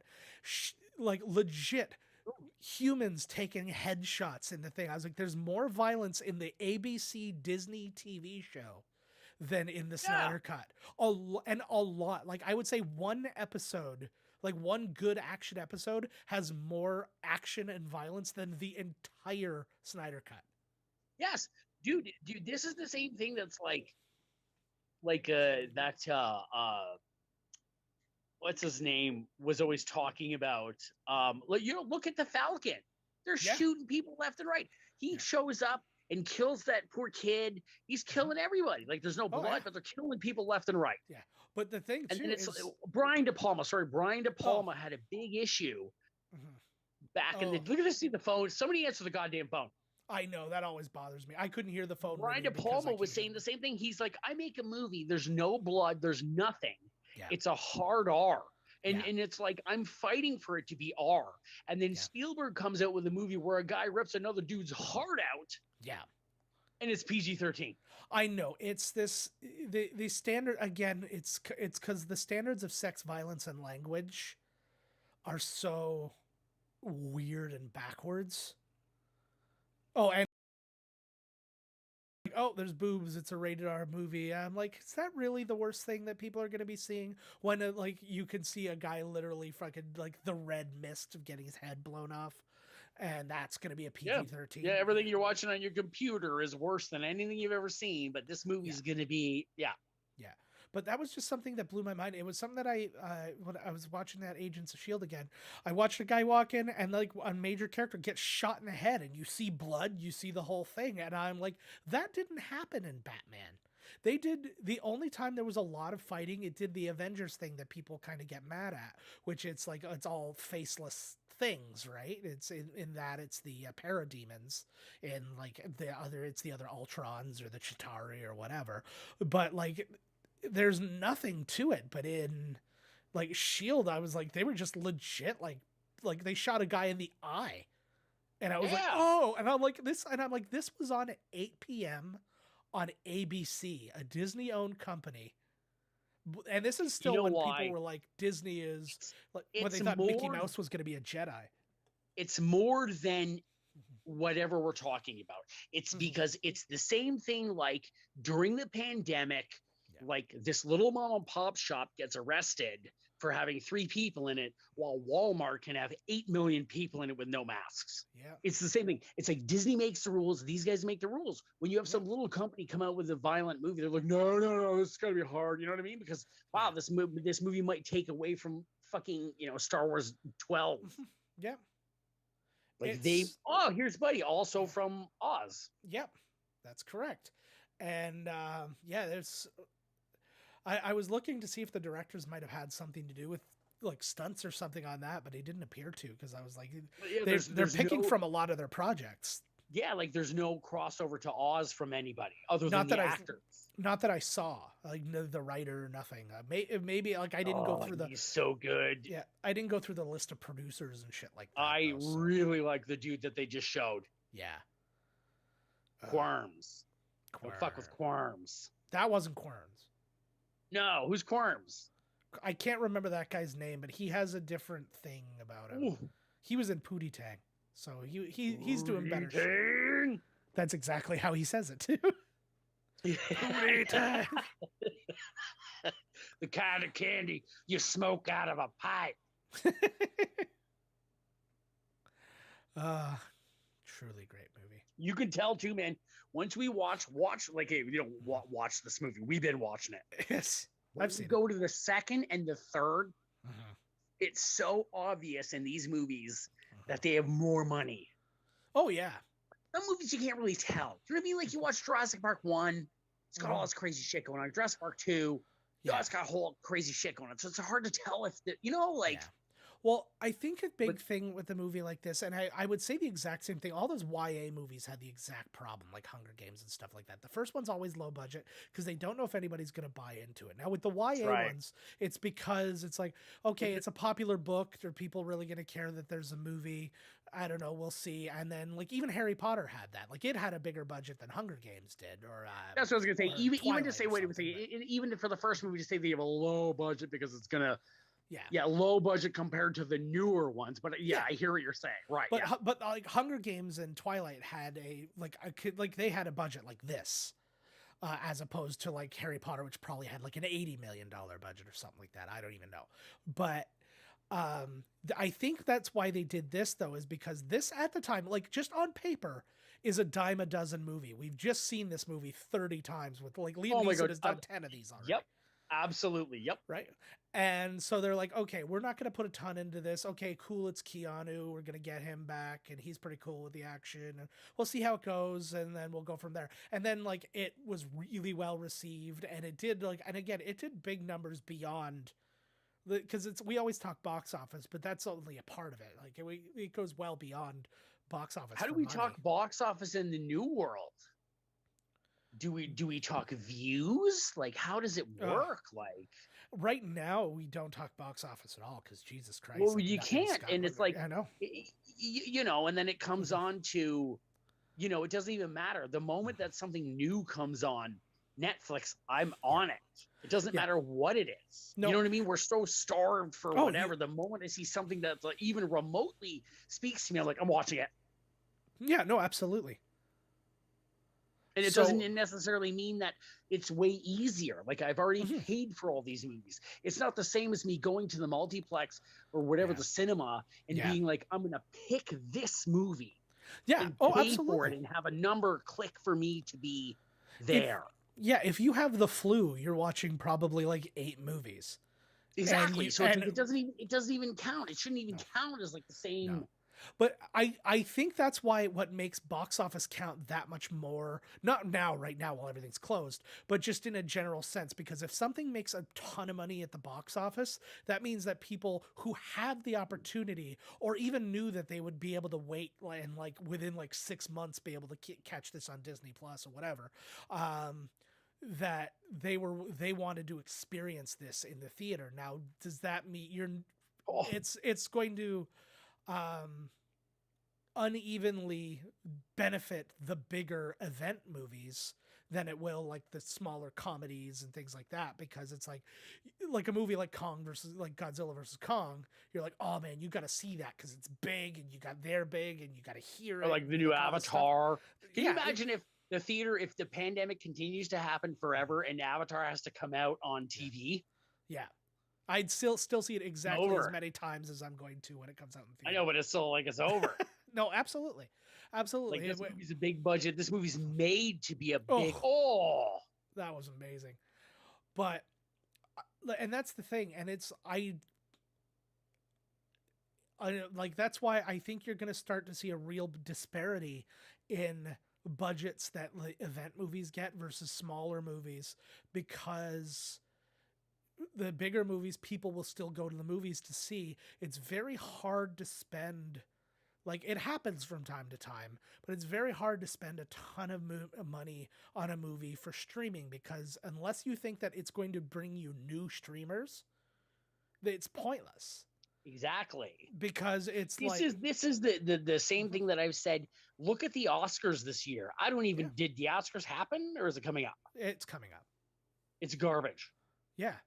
There's none of the movies. I'm not saying that the movies are bad, but none of them are Braveheart. None of them are Saving Private Ryan. None of them are, you know what I mean? This streaming thing is watering down everything. And it's like the Oscars are becoming just like a not like I'm saying, they've always had problems, but now because of the streaming, it's like everything is coming through because they need tons of content and it's being watered down. And it was like the movie theater was almost like, you get the big ones at the theater, but you'd also get the little ones. Mm-hmm. You get the Warner Brothers romantic comedies or the whoever, or the, you know what I mean? Because you got to have something to be third, fourth, No, absolutely. And it's but now it's like, it's. And so I think, and that's the thing. It's like the event, there's 2 different moviegoers right now. There's the people who can't miss the movie. Like, again, like going to see like Endgame or Star Wars or something like that. It's like, you got to see it in the theater. I'm not fucking waiting for it to come out on Blu-ray or on streaming or whatever. And then there's the people who just want to have the experience. It's like, I want to go on a date. I want to take my girl to the movies and, sit with them. And those were the things that were considered back, when. Because it was like, I don't want to go see fucking Star Wars. What else is here? Yeah, absolutely. It's fun. Yeah, I'll go see this. And it didn't make as much, but then those were the movies that went to the Oscars. Yeah. Right? These are the movies that didn't make a shit ton of money, but they were at the theater and they were super good movies. And I think that this is a major thing too, is why more and more you've not heard of these, or you've heard of them, but kind of in this like, just kind of anecdotal way, because those movies don't excite people, so they don't get the streaming deals. So they're basically like festival and art house kind of movies, and then all of a sudden it's when they're nominated for an Oscar and you're like, what the hell is this movie? Then it shows up on a streaming thing and it's like, well, right, or whatever. Yeah. So it's like, oh, okay, now people are going to care about this movie because they're like, there's people who like to watch all the Oscar movies or whatever. Okay, we're going to find a place which for I it. do too, but I've stopped because now I'm just like, I don't even. It's hard like, to whatever. chase it down. And you know what? Now too, it was like I could go to the movie theater and see every movie that was out. Now I got to have this streaming service, which is absolutely. really funny too, because the movies were like, oh, you can't be on Netflix. Yeah. And be here. Now, what's funny is that there's no movie theaters. And now where are they getting all their Oscar nominees from? Yep. Oh, I know. All the streaming services. They were desperate. And then, that's all the what people else we have. Well, and then all the people who basically said that like this shouldn't even count as cinema are selling like their Spielberg. movies. Yeah, they're all selling their And I can tell you movies to something, these I'm with things. Spielberg. What's that? I'm with Spielberg totally. Yeah. Absolutely. Well, I think that it's definitely changing. Movie. Oh no! Name me one goddamn movie on the streaming platforms that were as good as anything before streaming. Oh no! Yeah, and again, Nothing. I agree, and that's the thing. It's because the movies that are worth that, they aren't going to just sell for nothing. And most of these movies, like, that's why, like, so far every movie that's sold for like an ungodly amount of money, like The Irishman and stuff like that, they didn't do for Netflix what they thought they were going to do. I'm like, did you really think that, like, like 30 million people, I love, my favorite line in the movie. Yeah, I'm thinking I'm back. But, but like, what was their expectation? Okay, we're going to get this, one movie from, why is his name escaping me all of a sudden? The Irishman. That movie is the most overrated movie. Like, oh no, but you're getting big director, big actors, and it's like everybody's gonna come over and like we're gonna get 10 million more people and it's gonna be all this. No, you're not. You get maybe some people are like, I'd check it out. They're like, oh, come over to my place. We'll all watch it together. I don't have Netflix. Oh, I've got Netflix. Don't worry about it. I was like, I would love to see the amount of people who actually signed up not for a free trial to get that's to like see the that same stuff. thing. Like you'll like look at like Silence of the Lambs. Yeah. Oh God. Like nobody like that movie won because everybody watched it and was like, holy shit. Yeah. Like no, this absolutely. movie is amazing, but it wasn't one of these, like.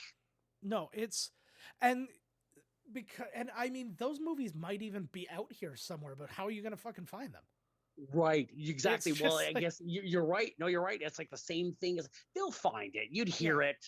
Because there's movies like Black Klansman and stuff like that they're outstanding movies. That was a good movie. Like, that was a good movie. Right? And it's like, and there's tons more. I'm not trying to like minimize any. No, I know what you mean, but it's still they don't really it's not the same. each other. No, it's not the same. But my point is, it's so easy to miss them now because, like you said, they're everywhere. Yeah, but right, before it would be like face. What's on the movie theater, and people what was not on the movie theater, what came out on just straight to VHS release. Yep. And I'm not interested. And that's and realistically, and I know it's not the case, but realistically, that's what every movie that goes directly to Netflix or something feels to me still. Yes. And maybe that's our generation because no, it's not. That. Okay. Well, I'm saying just in the way of, because we had that, like, so like a younger person wouldn't have the, experience of seeing a movie that didn't come out in the theaters, right? And only came out in this because it was already sort of a thing. And like they had I like that gun. That'd be a good gun for. I know it's pretty killer. First-person shooter, but but just the idea, like this existence existed for them already. So I mean, like, this is not news to them. But for us to see something that just wouldn't come out in the theater because like Netflix decided to spend too much money on it, is like it's just, Yeah. like it That's for the us it's craziest unheard thing I've of. ever heard. But and it's funny because like you get somebody like this is again where I think Disney Plus, they did it right from a timing standpoint. So we're going to come out and we've got this huge competition ahead of us with Netflix, and Netflix is the standard. Nobody's saying it's not, and nobody's It saying certainly is. and nobody's saying it's overtaken them, like anybody's overtaken them. But Nothing will. No, it's because the problem is everybody waited for Netflix to get too big before they started. Yep. And, Well, you want to see if they're going to do something good, right? Is this a viable model? Is this Oh, absolutely. And the problem is nobody was like trying to be innovative. You know what, we're going to do what they're doing, but we're going to do it better and we're going to overtake them. They just waited and they're like, okay, this thing's here to stay. Now we'll all go and get our piece of the pie. But but like Disney Plus, when they came in, they're like, okay, yeah, we're coming in.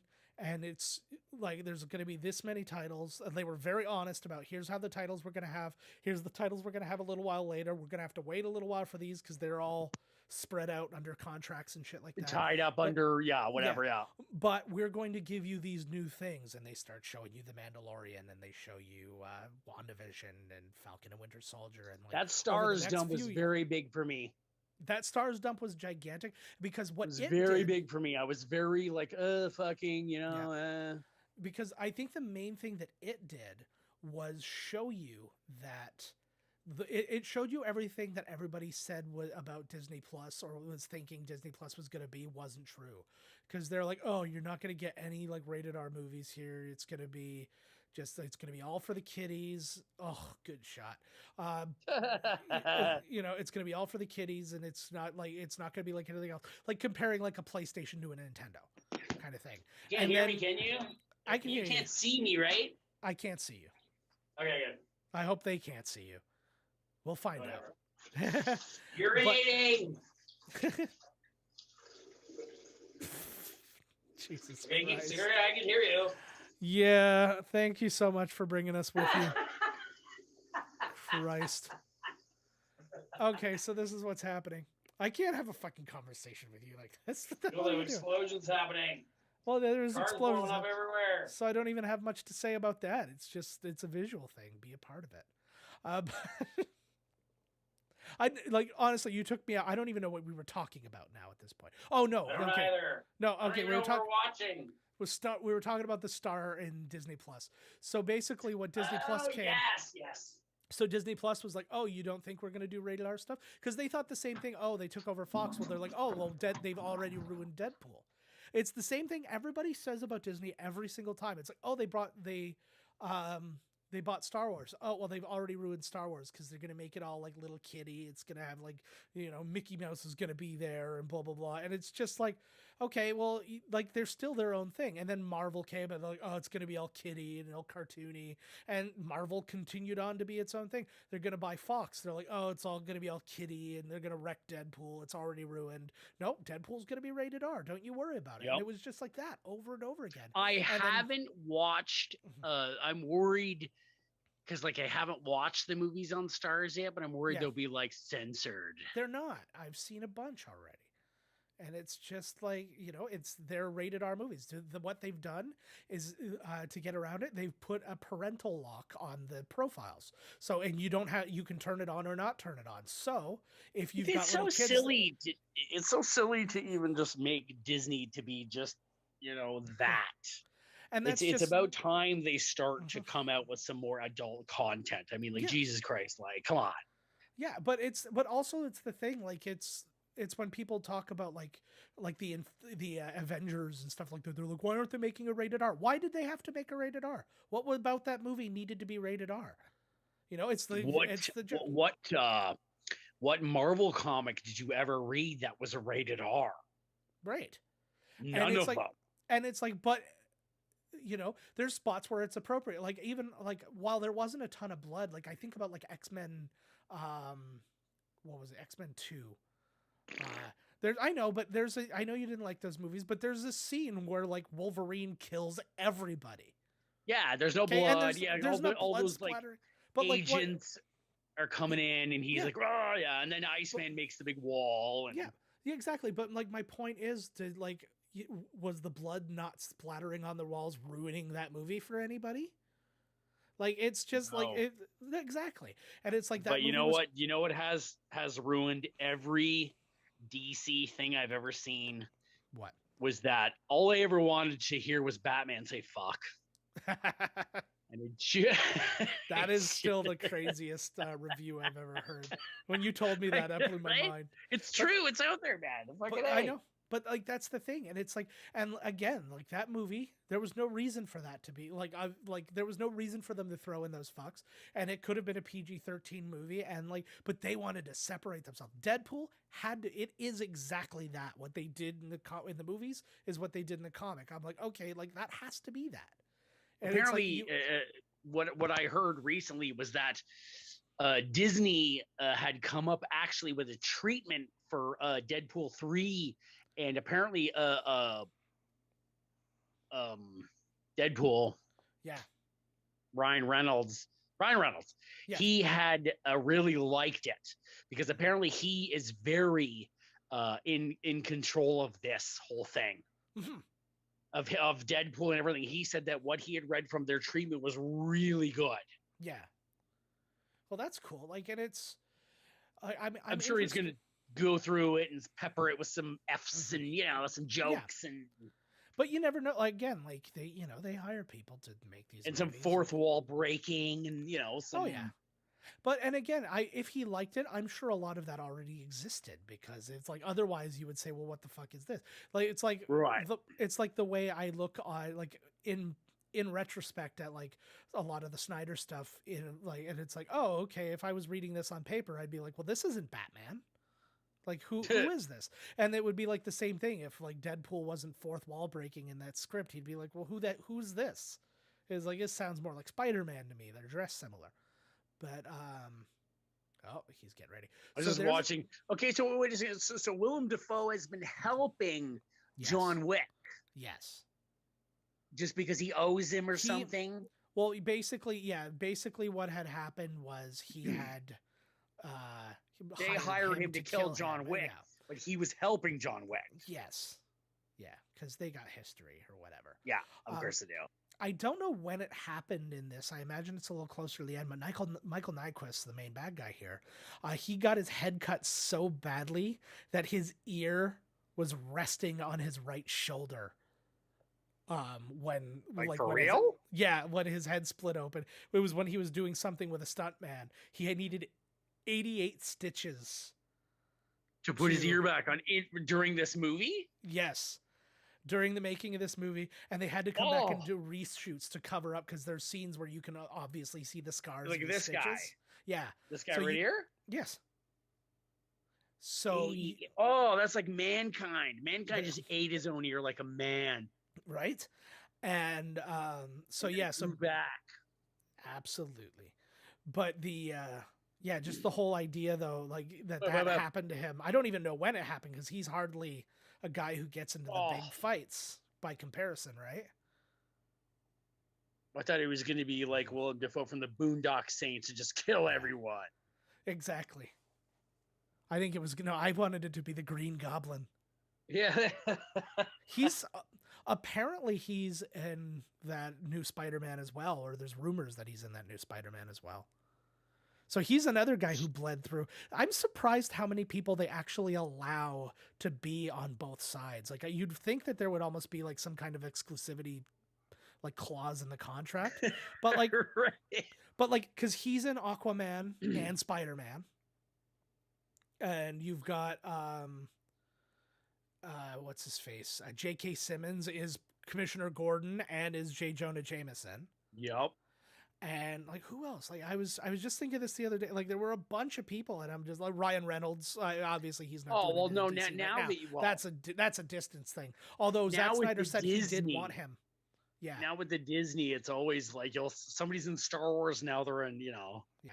Then they're in this. They're like Isaac's. Oh yeah. I'd like to see him with Moon Knight though. I'm really interested actually. Oh yeah, no, but I'm saying though, just the crossover between DC and them, because it's still happening. It's like I was saying, like that, like J.K. Simmons, while playing Commissioner Gordon, came back as J. Jonah Jameson in Far From Home. Oh, right. I got you. Yeah. Yeah. They don't care when it comes I to know. it. Oh, fuck, right. Yeah, I guess it's not hurting their product in any way, shape, or form. It's not like WCW, WWE in the old days, where it's like, oh my god, he just threw the title in. Well, imagine that, eh? The garbage. Yeah. Yeah, He just like threw the script in the garbage. yeah, you imagine like J.K. Simmons goes into Spider-Man. He's like, Spider-Man, he's a piece of crap. You know who a good superhero is? Batman. Everybody's like, what is he doing? Uh-oh. Shit's got revoked. Bam, bam, bam. Just a very quick lady murder. I always thought that was the dumbest thing. Those were 4 guys aiming guns at each other. Yeah, she just had to Like, duck. She ducks, and then the whole thing is whatever. Exactly. That is a beautiful place to get murdered, though. So is that. They really picked some great places to get murdered. I see all the crosses up there, and then I think of Willem Dafoe in the Last Temptation of Christ. Oh, I'm happy to see. I still feel like, oh, you never saw the third one, so yeah, I can't. I know. I can't believe you never saw the third one. I just, you know what? I never got around to it. It's on one of the things now. I think it might be on Amazon. But I do need to see it because I wanted to see it and I just kind of like missed out on it. And then it was in that limbo for a little while where it wasn't on any streaming. And I'm like, I really need to see it. I was going to buy them all. And then I was like, I'm not going to do that thing where I get a box set when I know more movies are coming. Exactly. Like, it's like, what the shit? Like, way to go, guys. Like, yeah. Until John Wick fucking bought the 3 and then the 4th comes and you're like, son of a bitch. I know. At that point, I'm like, it's crazy to me that they're even selling them. Like, I remember there was one of the Harry Potter movies was in theaters, and it was like, I think it was like 7 was in theaters, but they had a 1 to 6 box set. A 1 to what? One, like a part 1 to part 6. Oh, and I'm like, right. but 7's in like we're still like we're not done yet. I will say though, in that one scenario, I did buy it because it was on sale for a super cheap price for exactly that reason. And at that point, I don't think I had watched any of the Harry Potter movies.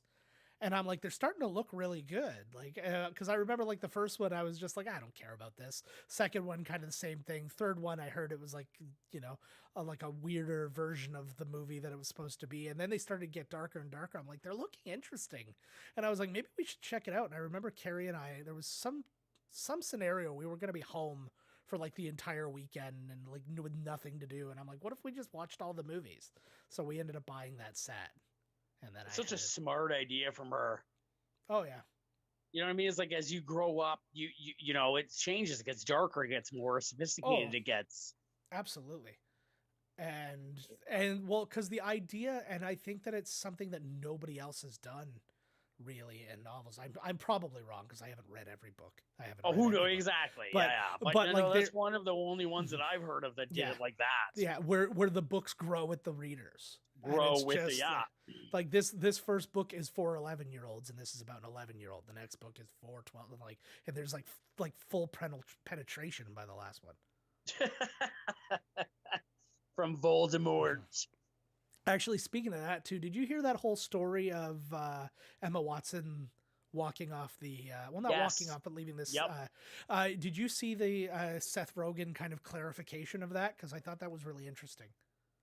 Yeah, well, I thought I saw it. He just said that, she knew what was going to happen. When she showed up, she was just like, oh, God, like. Yeah. Well, it was one of those things, and he was very, very, like he's like, I'm not shitting on her. He's like, they did change it. He said they actually did change it a bit. Like, not a lot, but he's like, this is what we said it was going to be. And then she came in, and it was different. They had added it. That was right around, like, the GIMP scene.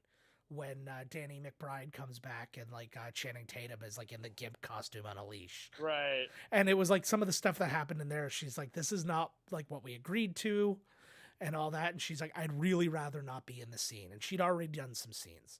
She's like, I'd really rather not be in the scene. And he's like, okay. And they just said, okay. And she went and she got her stuff. She came back the next day, said, thank you, everybody. Said goodbye to everybody. He's like, I had no hard feelings. He's like, this shit happens all the time. He's like, but people thought when I first, but he told the story in an interview. And so it's just a short little edited thing. He's like, and then he regaled them with stories about how Emma Watson stormed off the set. He's like, that's not how it happened. No, yeah, I agree. I read the same thing. Yeah. He was like, "There's no hard feelings. Shit, it happens all the time." Yeah, And, like just like you said, she came back, said goodbye. Like, yeah, and it's funny because it was good of him to do that clarification, but very unnecessary because she's not acting anymore. Like she's chosen to not act anymore. oh, what? She's retired? She is retired. She's doing like philanthropy shit now. And Really? yep. And I'm sure you know how it goes. They'll always come back, but Yeah.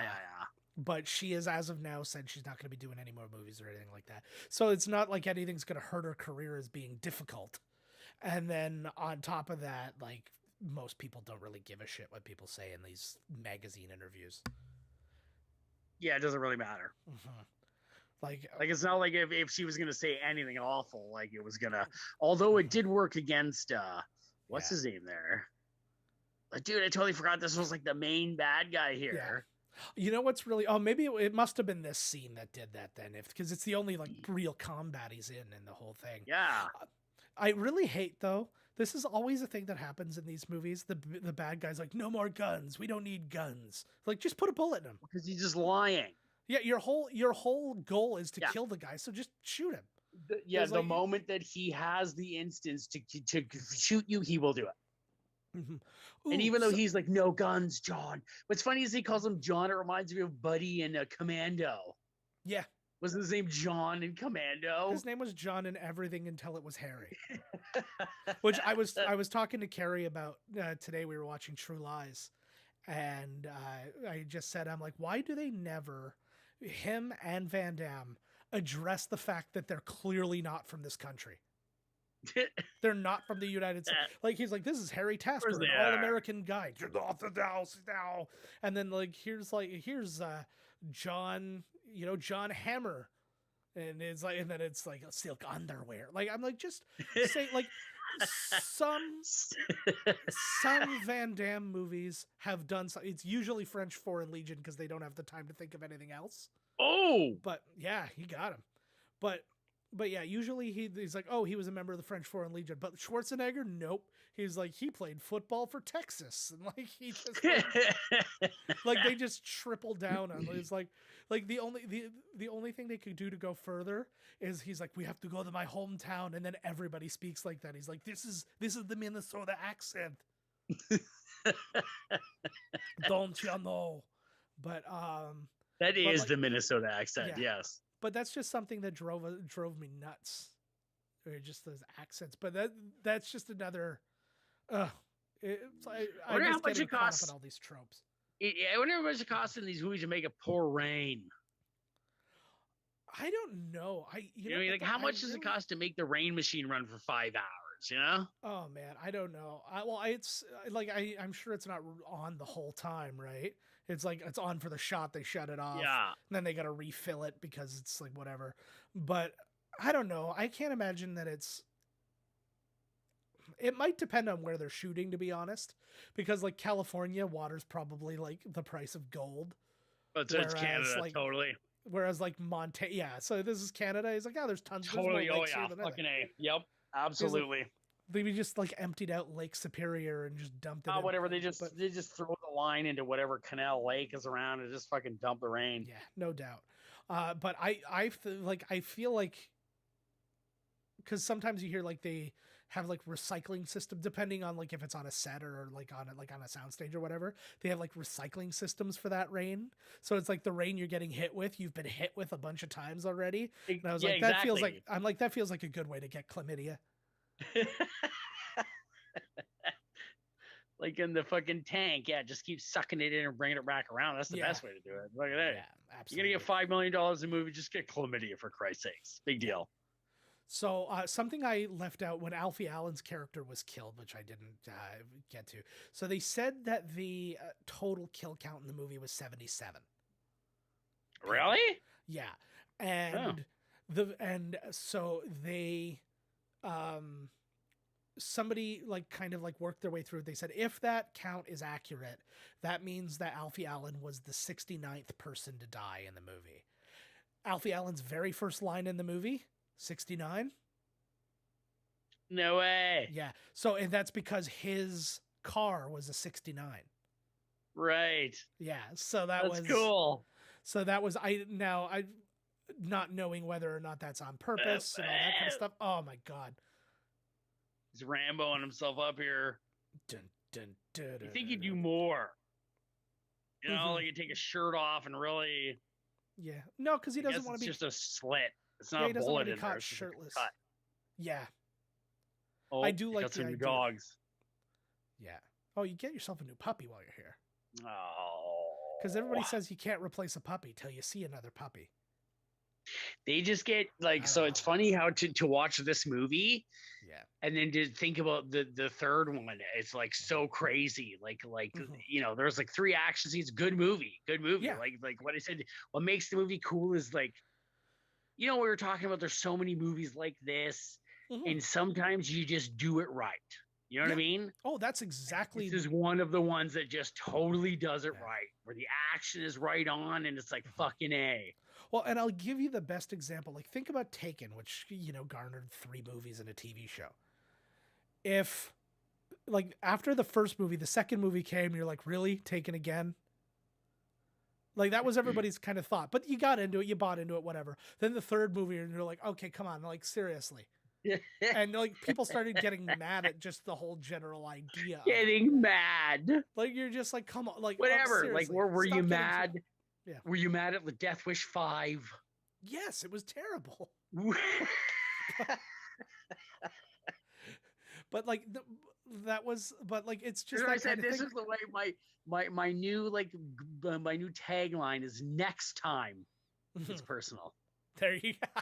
It's like, I you know love what? that. You've killed 5 of my family members. I've been on a revenge mission for pretty much half my whole life. Oh, I'm going to Todd? give you a pass, yeah. but next time, brother, it's personal. Okay, that's a shirt, by the way. I'm designing that shirt probably tonight. I'm not kidding. I think that is a genius thing. And I feel really bad because I'm doing all this shirt design and it's really off all shit you said the whole they don't make this anymore. All right. Yep, so that's going in. I just typed that so I don't forget it. All right, guys, that's it. That's the movie. We're gonna we always talk. We did it! Holy shit, we did it! By hook or by crook, that was people on the stream saw a nightmare unfold. I'm gonna just stop sharing it from now. No way. But you know what I mean? It's just a crazy, crazy, crazy episode, and I'm really, John Wick went through the shit, and so did we. No doubt. No doubt. No diggity. I can't see you. No doubt. You can't see me? No. Oh, we'll deal with it. I can see me. All right. Oh, I shut me off. All right. Just please stand by here. Ready? There, you can see me again. Ah, there you are. Congratulations. Yeah. You're welcome. Man, that was a fun watch. I know we spent a lot of time talking about not that movie, but it's still really fun to see. But that's most of our episodes, right? So what? We'll watch the next 2, 3. We'll get into it. Fuck it. We'll get into it. But I like the idea, and this is, I guess, if we're ever going to describe or explain what the point of this podcast, let's do it almost 6 years in. The whole point is this is how we used to watch movies, right? We we experienced nothing. We just, stuff flashed at us. That's why boobs and explosions caught us so much, because it was something on the screen that wasn't just people walking or something. You're like, oh, something different's happening. Okay, hey. So, but yeah, man, what a good movie. And it's exactly like you said. I agree. It was really good. And it's exactly what you said, though. Like, it's just about doing it right. Like I was saying with the Taken, you're kind of like, what the hell is this still going on?